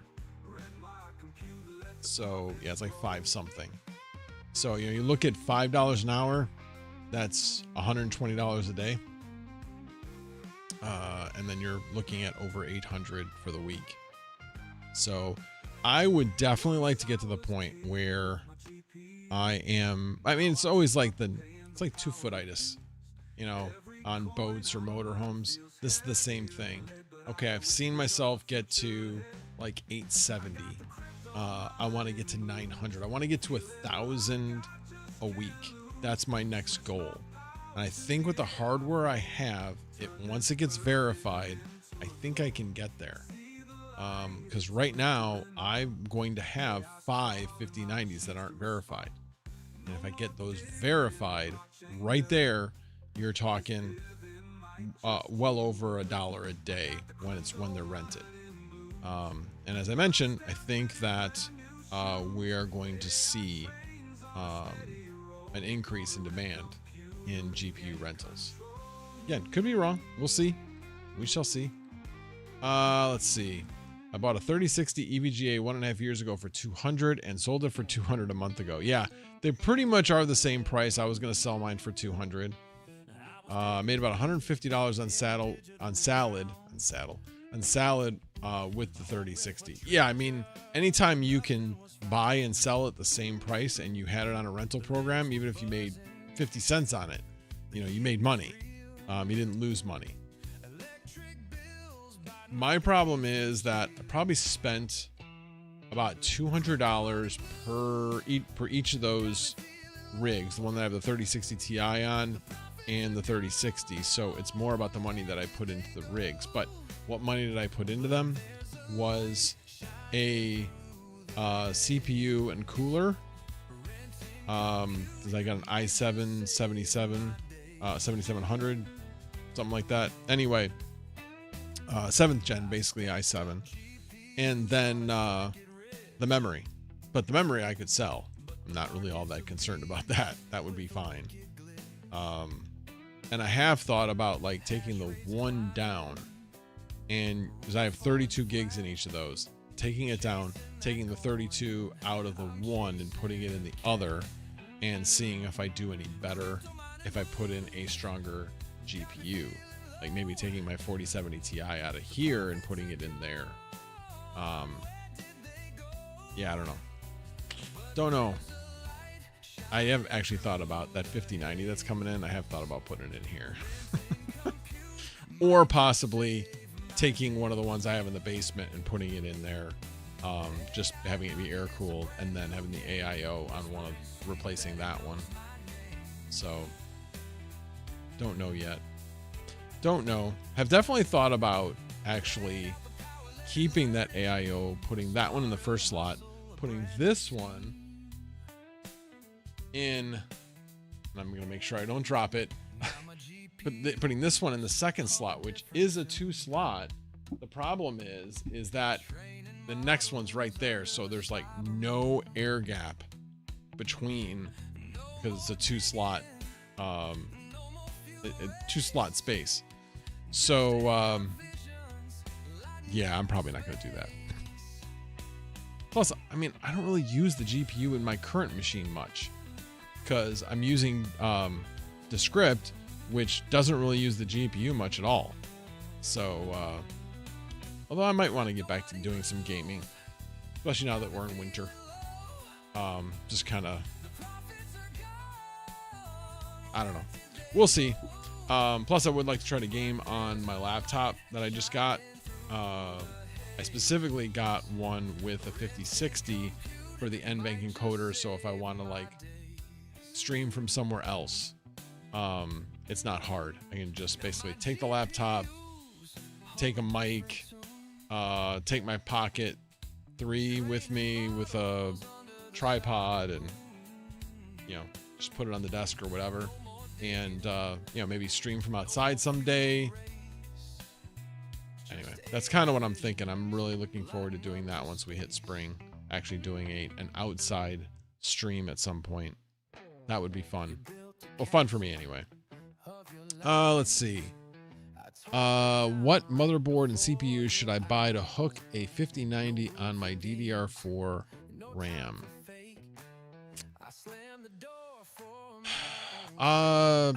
You're not going to be able to get PCIe 5, so it's going to be PCIe 4 anyway. So, the motherboard really doesn't matter much. B550 is fine. Yeah, B550 is fine. Make sure you get one that has good power delivery, because B550s do span a significant gap of less power and more power. So make sure you got one with good power.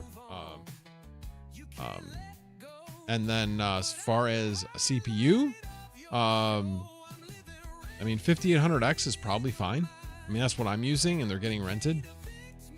Yeah, that's probably what, that's what I would do. If you already have the DDR4 RAM. Now, DDR4 RAM, you're going to want to make sure you have a minimum of 64. Let me look at that again. So, yeah. So, like, that one behind me is running on Proxmox, and it's rented. 29 cents an hour is the listed price, but it's making 30 cents an hour because of the way I have the download, upload, all that kind of stuff. So making over $7 a day. And yeah, I mean, it's given 64 gigs of RAM. My other 5090 that's rented is also 64 gigs of RAM. And that one's on a 5700X 8-core. Not even a 5800, a 5700X. So, and it's rented. And that one's rented at 29 cents again, making almost 30 cents, making over $7 a day. So those are my two strong ones. Like I said, the 5600X, the one I've gotten, that one, not so good.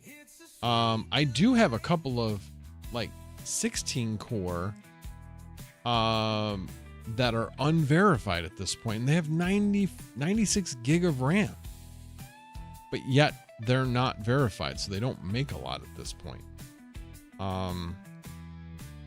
Yeah. So there's that, and then I've got the one that's gonna be the 3x5090 rig. That one will have less than 64 per, because I only have 128 gig of RAM in that. So I'll be looking to see how that'll affect that one. But again, they all have to get verified. Need them verified. And maybe just because the changes in the rules, maybe I won't get verified at all. At least not until my internet changes. So we'll see. We'll see. But it wasn't that long ago that I got verified on which one was the last one? One of my 5090s. But again, that one got to like 99.8% and then finally got verified. So we'll see. We'll see. All right. How long does it take to normally get a new server verified? Vast says right away, but my test server is not verified after 2 days. Now, you will not get, I don't know what the hell they're talking about. You'll get verified right away. No, it's weeks, months. It can be quite a while. quite a while before you get verified.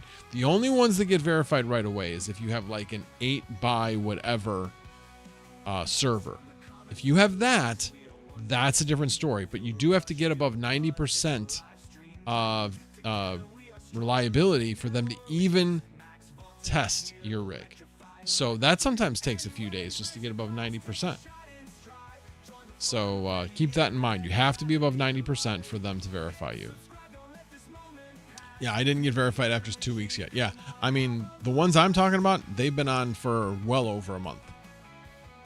The reliability is going up really slow on these. I'm not really sure why, but they're at 96.8% is what these two are at. So, and they're going up. They got turned on basically together, and they're going up at the same rate. The one goes up slightly ahead of the other one, like literally one goes up, and then within the next 2 hours, the other one goes up, to the next 0.1%. So they're really close. It's virtually the same. Ryzen 9 5900X are pretty cheap used on Facebook. Yes, they are. And that would be perfect. Absolutely perfect. I have exactly 64 gig of DDR4 and have an old 3900X, but I don't think it's as good or may not work well. Actually, 3900X, I think the 3900X, yeah, that one's PCIe 3. Again, I haven't had any issues with it.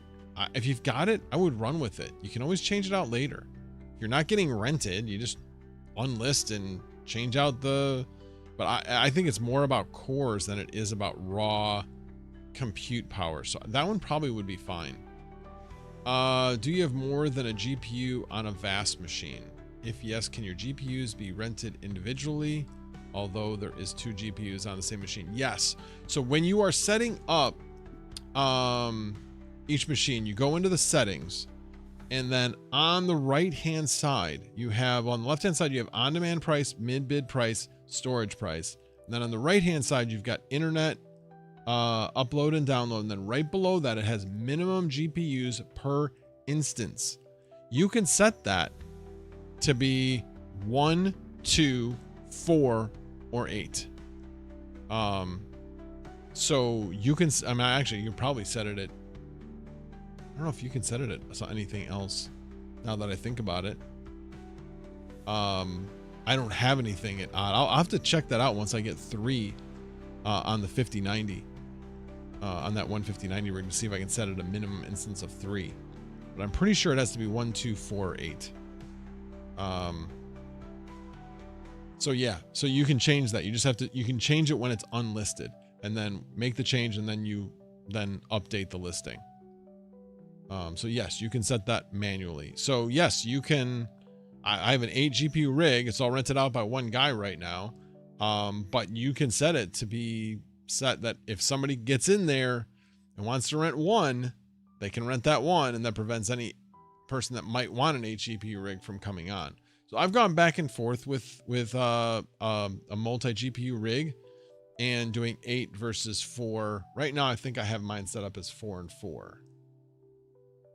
Because I had a couple people that were on the rig that were renting 4s. So I'm like, okay, let's just stick with 4s.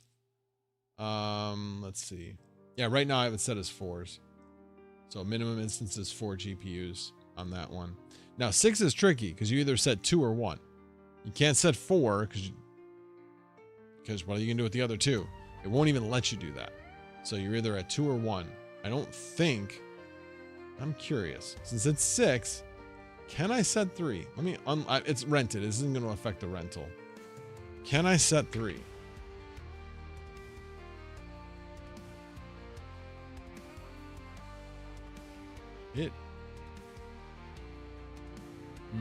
No, it did not. It went straight to 2. So no, it does not allow me to do 3. When I actually look at the listing, it says minimum GPUs 2. So even though I set it at 3, it's not doing 3. So let me fix that back to 1. All right. There we go. All right. Let's see. Good questions, guys.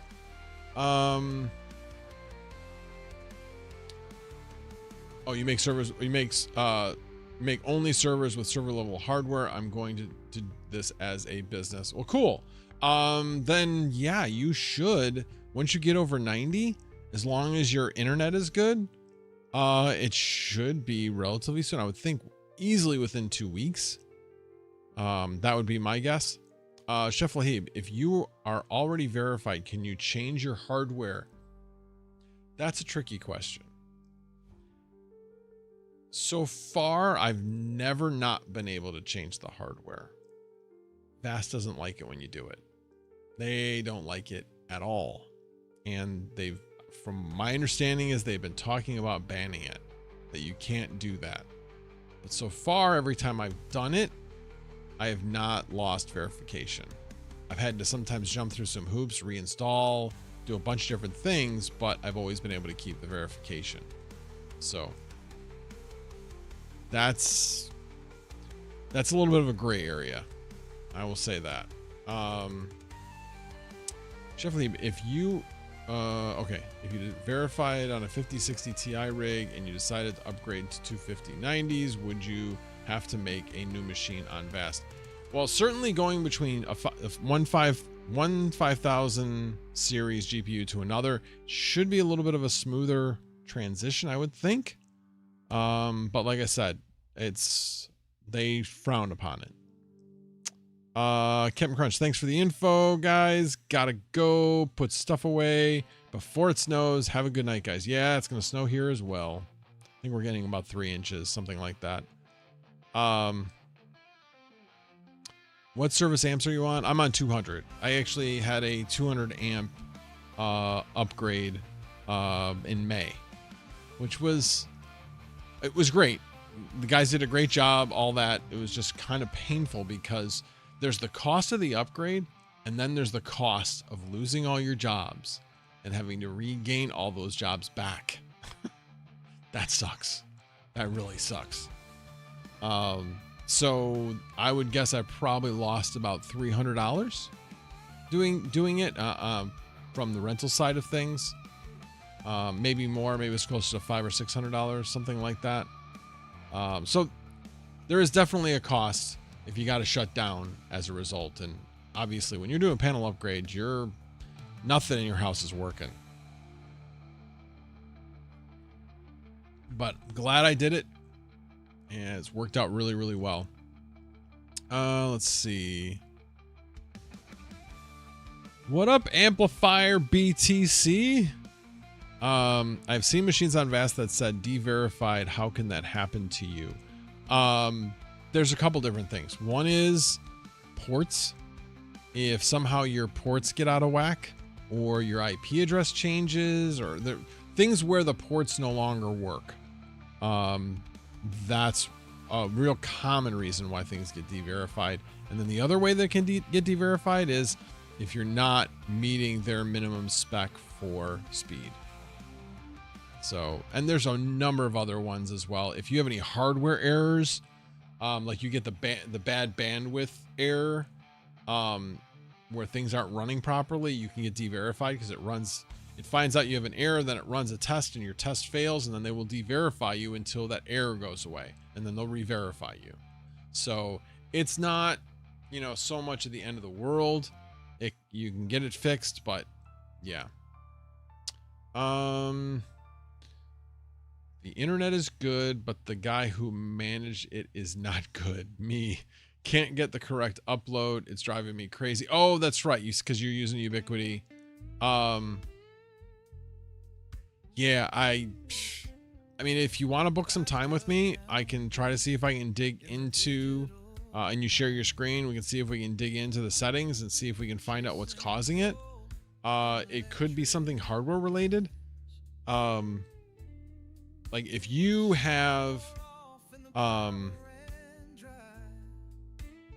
mean, I don't know if it could be the SFTP plus module you're using. Maybe that's not compatible with Ubiquiti. That sometimes those can be a little flaky. So if I don't know what speed you have. But yeah, I found out, not the hard way. I looked through a lot of reviews and there were some of those that did not work well.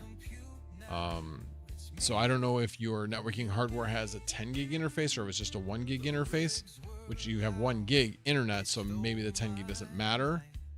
But yeah, I don't know. You sound like you said that other machines on the network can do just fine, but just this one doesn't. So I feel like it's probably a setting within the router. So anyway, but yeah, it should be in the description of this video.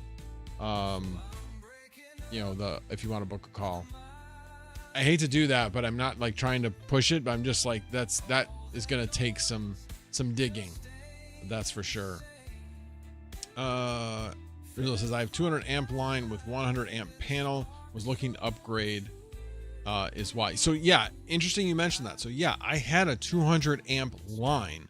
When they built all the houses, they were all, you had the option of going with a 100 amp panel or a 200 amp panel.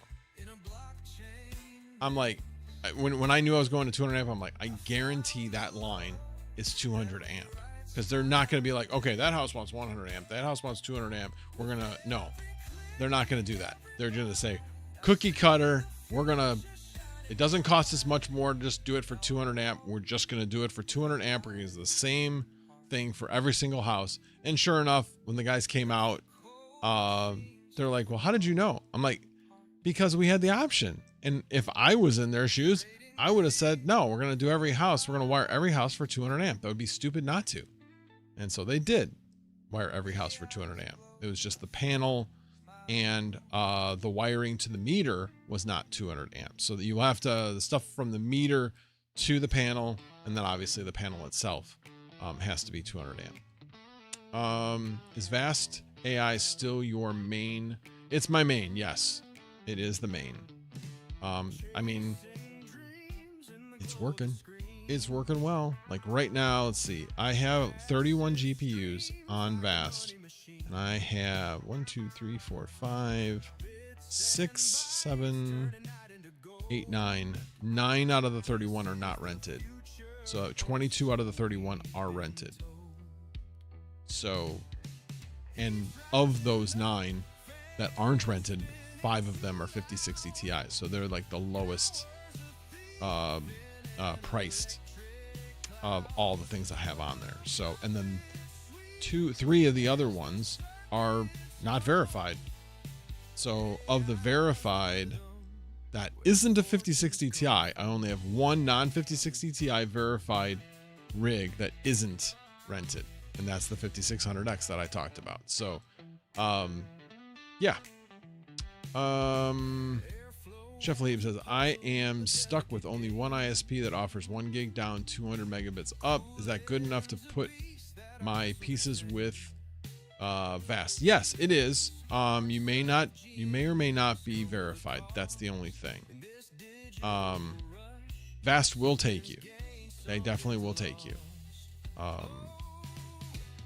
Yeah, I wouldn't worry about that. Now again, Okta and Salad are simpler. They have their own issues from time to time, more Windows related than anything. But Vast sometimes has some bugs. And boy, if they affect your rig, they are a major pain in the ass. But if you make sure that you get with support, and you tell them what's going on, and you know kind of what's going on, then they will help you. Took a little while, but there were a couple times where I had that. Run shielded cable. Well, I mean, that's the other thing. With the Ubiquiti, make sure you're using good cable. Let's see. My wiring to the meter is 200 amps into a 100 amp panel. Yeah. So yeah, for me, like I said, it was $2,800, but all the quotes I was getting were like over $4,000.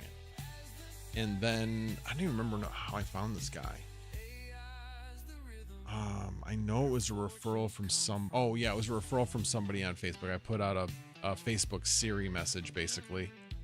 And somebody referred this guy, and he came out He is an older gentleman.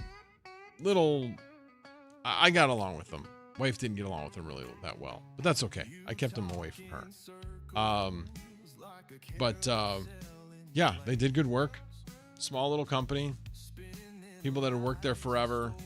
Bunch of old guys. Asked lots of questions about, because I mean they were putting in the panel like right next to all the hardware. So I covered it up so that it wouldn't get dusty or anything with them having to, you know, cut out a panel and put a panel in. But yeah, I got really lucky with the price, because when they told me the price, I was like, whoa.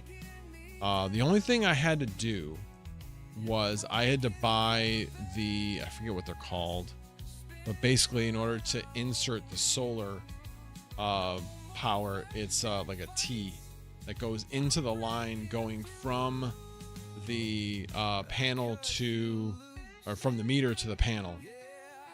You basically go into a T, and that's what feeds the solar power into the panel or out to the grid, depending on what needs more power. You know, what's being drawn. But I had to buy those myself, and he said he would install them if I bought them, and I'm like, yeah, I'll buy them. That's fine. So for some reason, he didn't want to buy them, just because I don't think he had any. He didn't do solar at all. AMD GPU is still crap for AI. From what my understanding is, they're just, I don't think they're doing that well on AI. I haven't heard anybody go, oh man, you need to get one of these. I think that will change in the next year, but for right now, I would say no. And I'm saying it not as in it can't do it.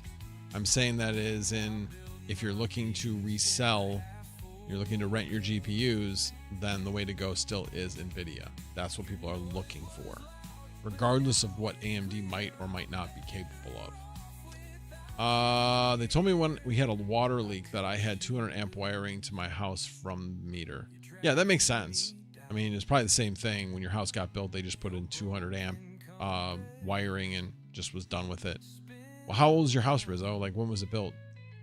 Shuffle Heap says, how long would it take to set 2 identical PCs on Vast with your help if I book a call with you, buddy?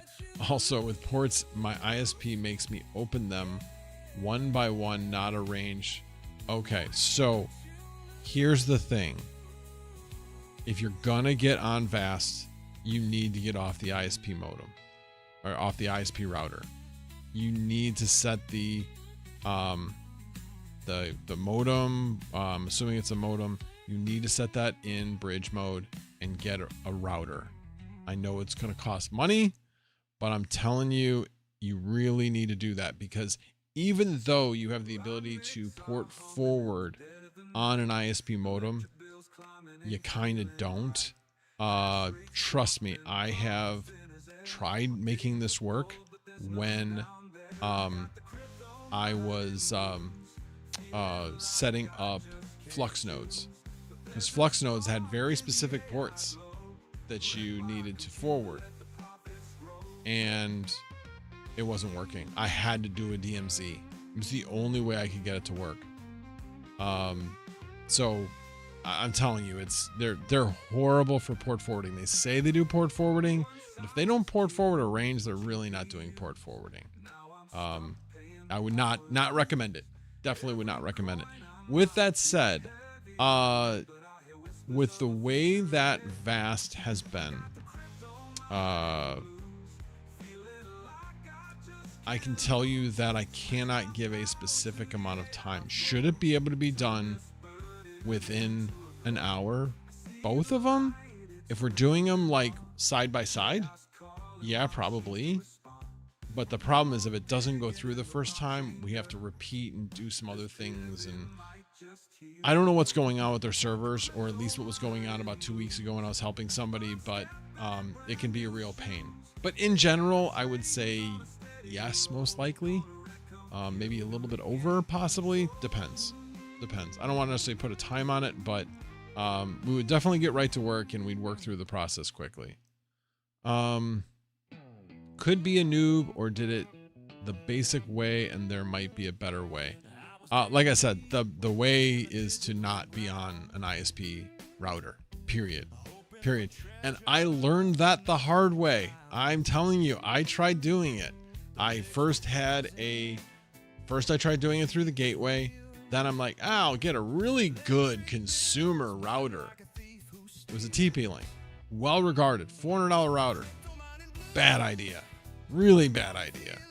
Thankfully, I was only out like 100. I was able to resell it for like 300 because it had great Wi-Fi range. This Wi-Fi range was second to none. It was awesome. And then I went with MikroTik. MikroTik, it worked. It worked fine. It worked great. It was, when I mean fine, I mean like fine as in it just worked. But trying to manage that all through CLI, no thanks. No thanks. I quickly learned that while all of it was possible on a MikroTik, first off, it was the reason why it was inexpensive was because it was on a not very powerful processor. So once I started trying to push it a little bit, I was pushing it a bit. So it was not great. Was not a great experience just because I wanted a single pane of glass to manage my entire network. And that meant Ubiquiti or TP-Link. And because of various circumstances of having some free Ubiquiti equipment available to me, I went with Ubiquiti. But that definitely, I'm telling you, it and I'm not telling you necessarily to go with Ubiquiti. TP-Link would be fine. Although Ubiquiti has come out with some less expensive hardware. You don't just have to get a Dream Machine anymore. You get a Cloud Gateway Fiber or Cloud Gateway Max. Either one of those is much less expensive than a Dream Machine. And you can start there and you have a decent amount of ports and you can get another 8-port switch, which doesn't cost that much more. So you can grow really well within their ecosystem now. I'm a backer of Ubiquiti, and again, because it works.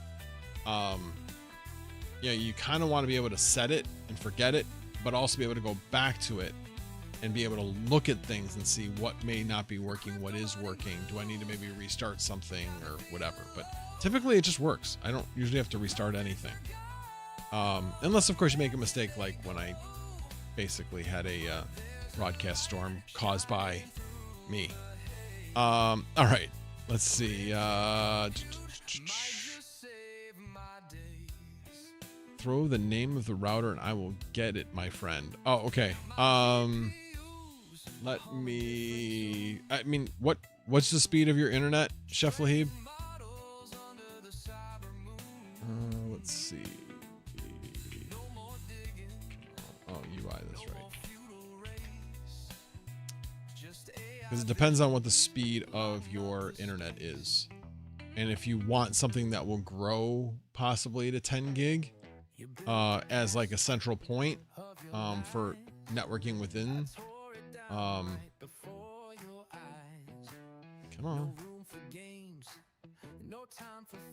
All right. Compact. That's what I'm looking for.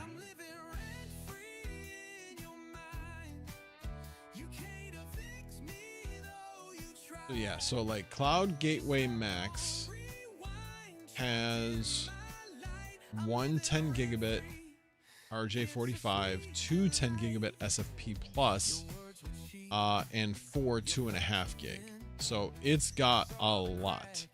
Let me go to the store. Actually, let's just, and then Cloud Gateway Max has five 2.5 gig RJ45, which honestly for most people is enough. The other thing you do is go with Cloud Gateway Ultra, which has one 2.5 gig RJ45 connection and then four 1 gig RJ45. So for me, if I was redoing my network because I wanted a 10 gig connection between up here and downstairs, I would go with the Cloud Gateway Fiber. But again, you're paying extra for that, and if you're not going to use it, then there's really not much reason to do that. So I would look at, let's see, it's like store.ui.com.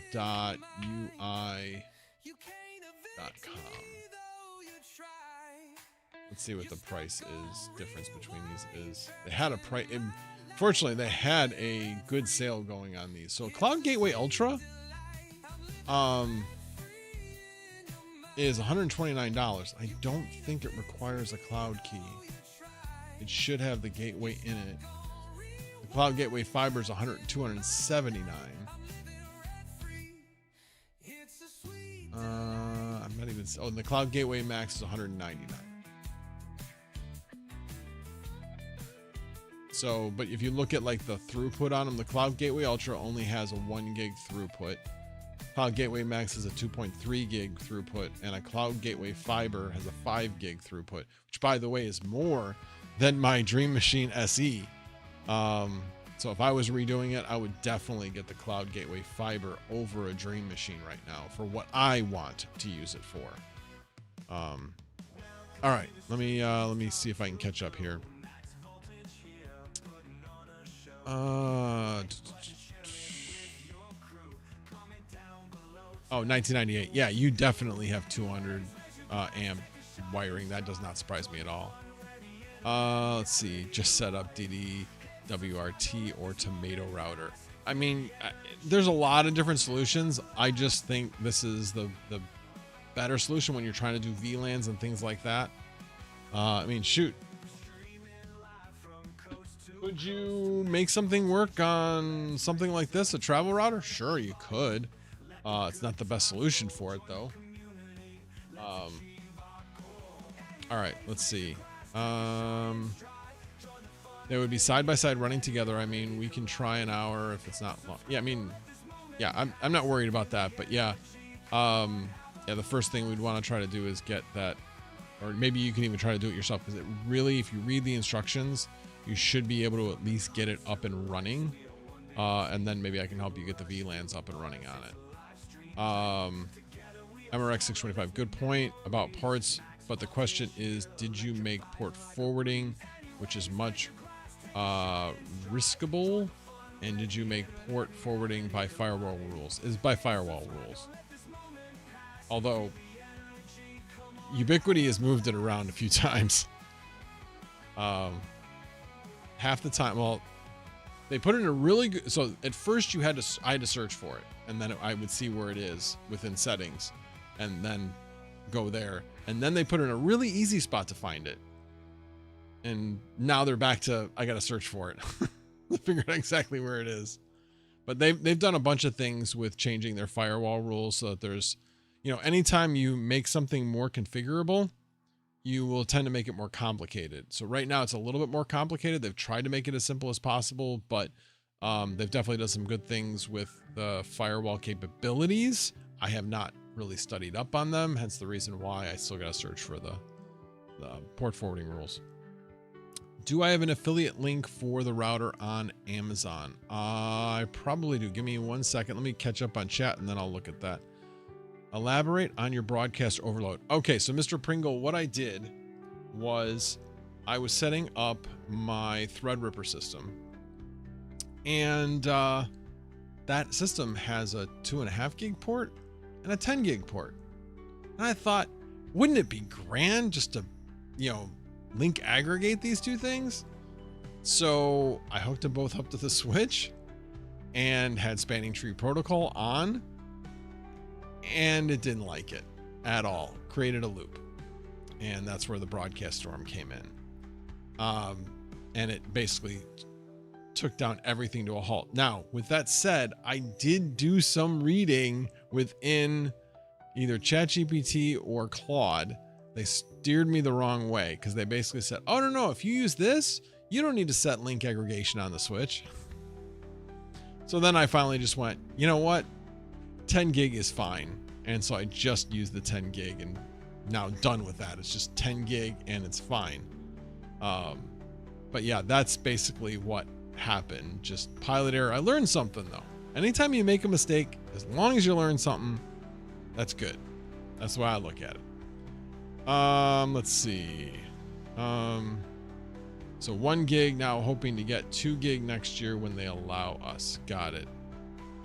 Should be at least DOCSIS 3.1. Yes, need that in order to get that like mid-split technology. You doubt your ISP would hit over 5 gig anytime soon. I mean, honestly, I can get 10 gig from Comcast. It costs a lot of money. It's over $300 a month, and I have to pay $1,000 or $1,500 for installation. So it is not cheap. Oh, that's interesting. That's new. Oh, that'll be something that they probably announced at CES. I just saw this. Dream Router 5G Max. It's $500. Looks like a lot for what you're getting. A lot of money for what you're getting. To me, you're getting a Cloud Gateway Max with Wi-Fi capability for an extra $300. Oh, you also have 10 gig SFP plus, but still, you get a Cloud Gateway Fiber, which has better throughput, and get a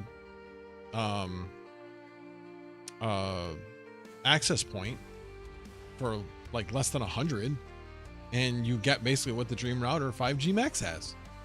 That's a crazy price. I suppose if you're space constrained, I suppose. But yeah, that's some crazy pricing. Crazy pricing. All right, let me catch back up. Should be, yeah, okay. I only have Spectrum. I offered Verizon to pay for the line. They told me, no, thank you. Oh, I told you to go pound sand. That sounds like Verizon. That definitely sounds like Verizon. All right, let me see if I can get that affiliate link. Give me a second. Let's see here. Cloud Gateway Max. Appreciate you asking for the affiliate link. Really appreciate it. I'm not sure if they sell it on here.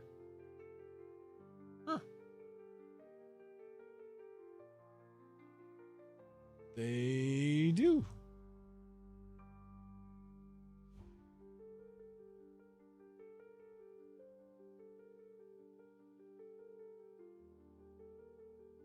Let me see something. Let me just make sure.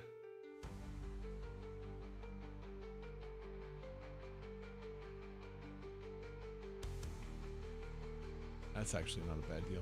Let me double check something here.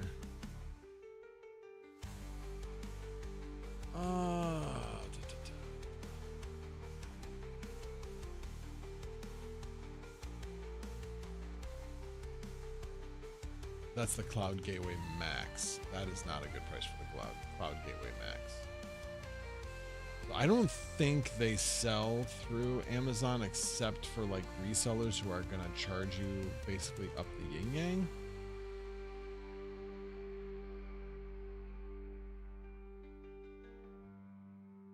Yeah. So you are better off buying, and I appreciate you asking. You are, let's see here, hold on.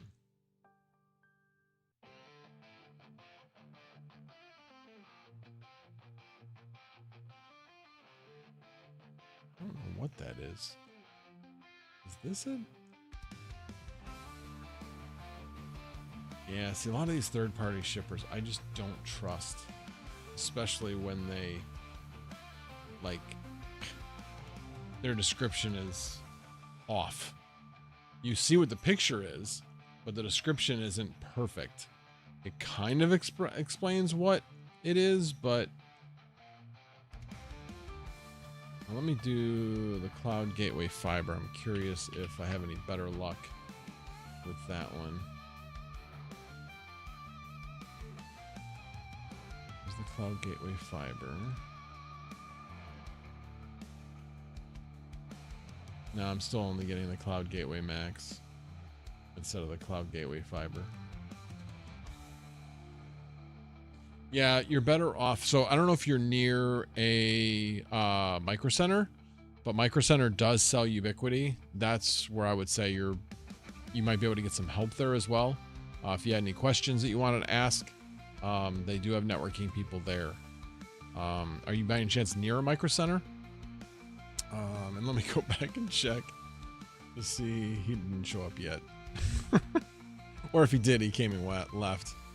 All right, let me see. Been waiting for a company to offer any real internet that's not 5G. I literally live 5 miles away from the nearest Verizon store. I want to go get Ethernet wire from them and call it a day. Nearest micro center is 3 hours drive away. Yeah, that's not exactly close. That's for sure. I mean, you can order it direct from the Ubiquiti store, which is store.ui.com. I do not have an affiliate link for them, which again, not worried about it. I'm trying to think of who else sells it. I'm trying to think, is it BH? I do like BH, so yeah, I'm pretty sure they sell. We do cloud. Oop. Gateway Max.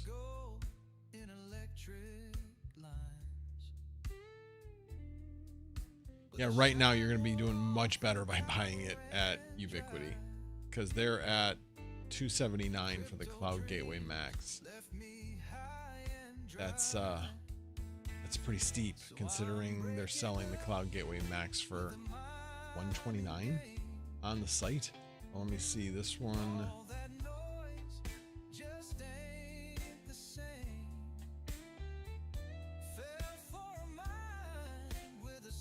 Oh, actually, the Cloud Gateway Max $279. Yeah, that's the one that's supposed to be $199. I was looking to see if this one had. This one does have 512 NVMe SSD in it. Even so,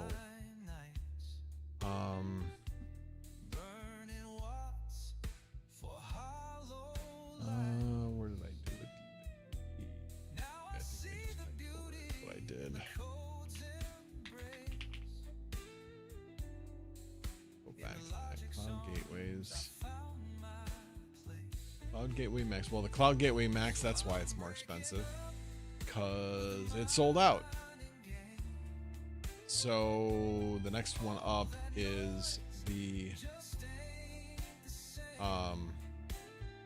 Cloud Gateway Fiber, but the Cloud Gateway Fiber is $279. I wouldn't be buying a Cloud Gateway Max from a reseller.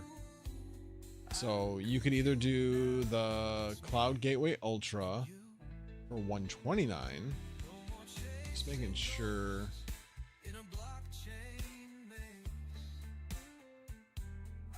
Yeah, but it's just not very future proof is the problem with that one. I don't know. To me, like I said, I think the investment is in the Cloud Gateway Fiber for $279. Let me see if maybe that is on Amazon. Oh no, I already looked. Yeah, it's not. I forgot. Yeah, I already looked at that. Yeah. So let me go back to BH.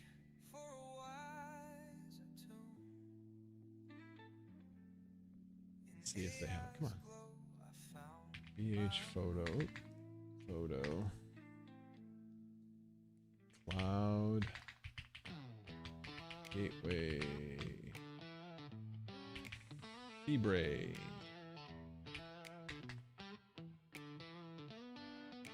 Yep, they got it for $279. It's in stock.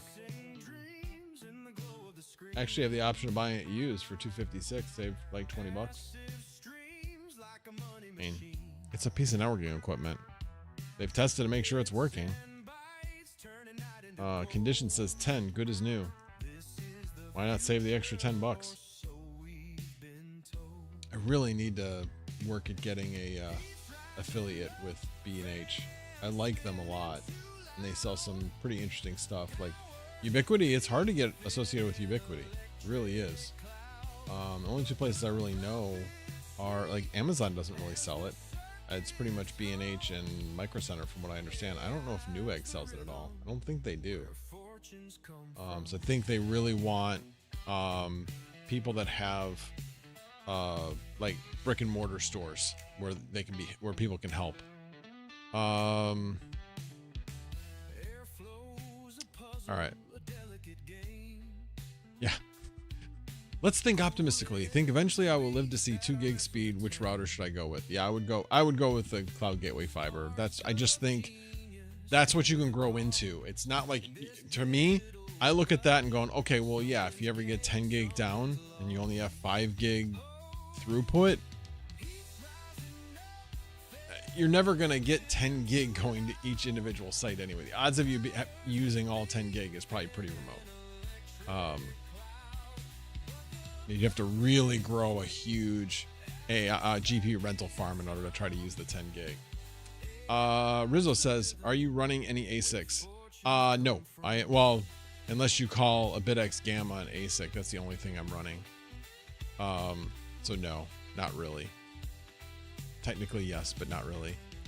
PF Sense, but then again, I enjoy pain. Yeah, I mean, PF Sense is good. It certainly isn't bad. You can do a lot of things with it, and it's easier to use than MikroTik. So I'm not saying it's as hard to use as MikroTik, but it isn't as single pane of glass and as easy to use as Ubiquiti. For me, I'm not a networking expert. I know enough to be dangerous. I want to be able to set up whatever I'm going to set up and not do something stupid. Even though you can, which I obviously proved. I did it.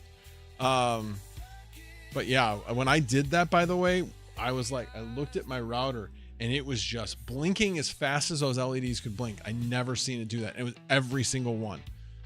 And then I looked at the CPU, and I'm shortening the story quite a bit because it was like hours before I figured all this out. I looked at the CPU and it was at 100%. And when I unplugged the switch from the basement, it immediately went down to like less than 30%. I was like, aha, what did I change down there? That's what I changed. And then I just unplugged the damn thing, plugged everything back in, and everything was good. And then I only plugged in one of the cables going from the Threadripper system. So sorry for those people that have heard that story multiple times, but yeah. Chef Lee, why does it need SSD? Do I really need to buy it with? No, you don't. Here's the thing. If you can get one with an SSD in it that's like $20 more or something like that, get it.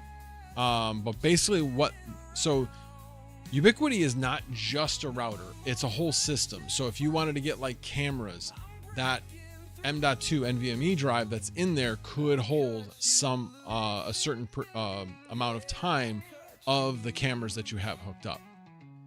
So it does a lot of different things. You can hook up access, cameras, all those kinds of things. I only do networking on mine.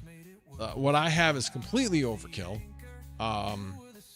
This is probably overkill for that, but they don't sell like just a router that has everything that this has on it, which, like I said, 2 SFP plus 10 gig SFP plus one 10 gig RJ45 port.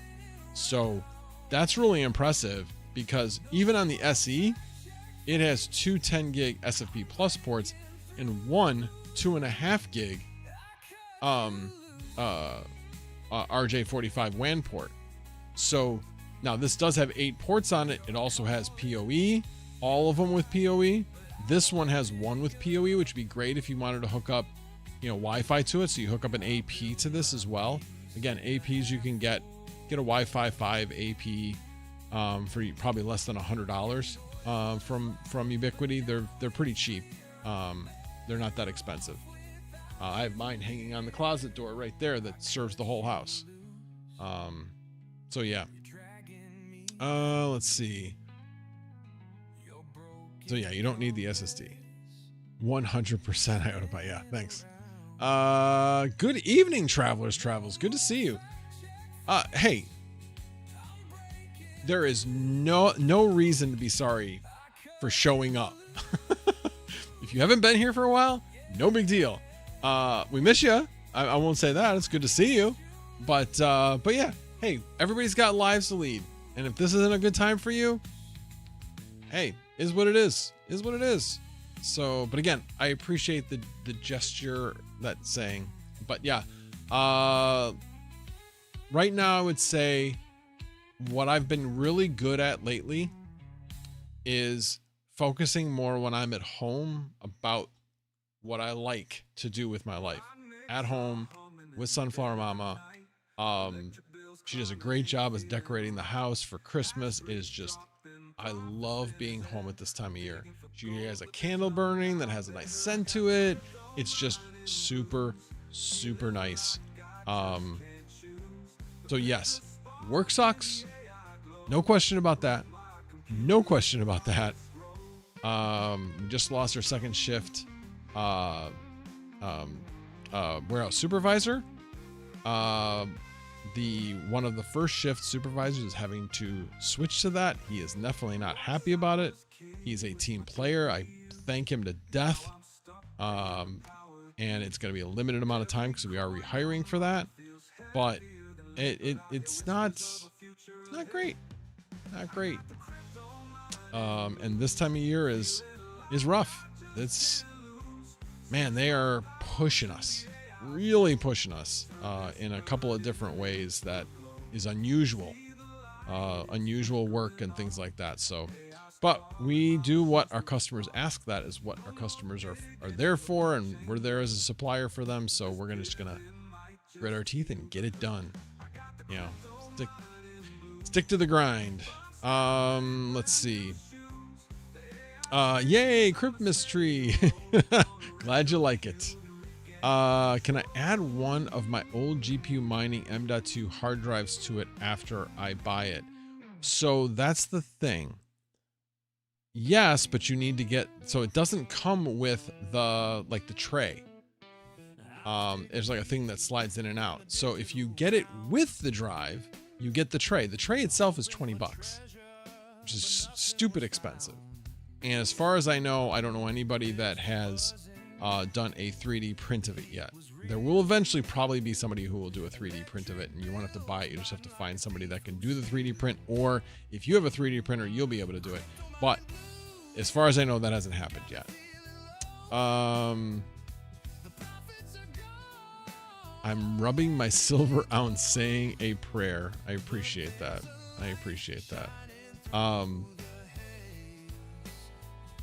Yeah, it's a balancing act. You know, it's like I want to see my YouTube channel take off. I feel like that is I don't want to say like the golden calf or anything, but it is the one thing that if I get this going over the next few years, it can help make ends meet when I go to retire. Make us be able to retire more in a better position. So that's where my focus is right now, is on the YouTube channel. If you notice, I've been putting out a lot more shorts. I did buy a 1-year subscription to Opus Clip, and it's pretty cool. I like it. Probably have to, I bought one that had only like 3,600 minutes or something. 3,600 minutes, I think is what it was. Well, the first one where I had all the clips, that was a 4-hour live stream. So yeah, I think this live stream I probably won't clip, just because there wasn't really anything of super of note. But I might do a short clip from the video that I just did, and that's only like 6 minutes long, so that's not a big deal. But I'll do a short, so that will hopefully push to the actual video. But anyway,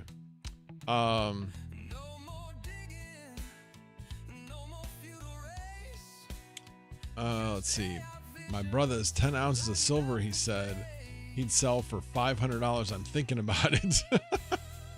Yeah, I mean, that's pretty much what it's worth. Maybe a little bit more. I know we had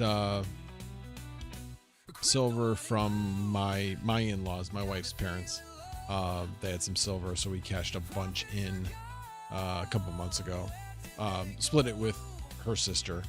But yeah. So yeah, cashed in some gold as well. It just felt like it had peaked. Maybe I'm wrong. And silver may not have peaked. That may continue to go up. That's possible. But they kind of just wanted to get it done. Which I'm like, hey, not a bad time. Certainly better than it would have been, say, 6 months ago. That's for sure. So, just decommissioned an old server, 380 gig of DDR4. We'll be eBaying those. Why would you want to do that? You want to give to the community, give to friends. Just kidding. Alrighty, guys. Well, oh wow.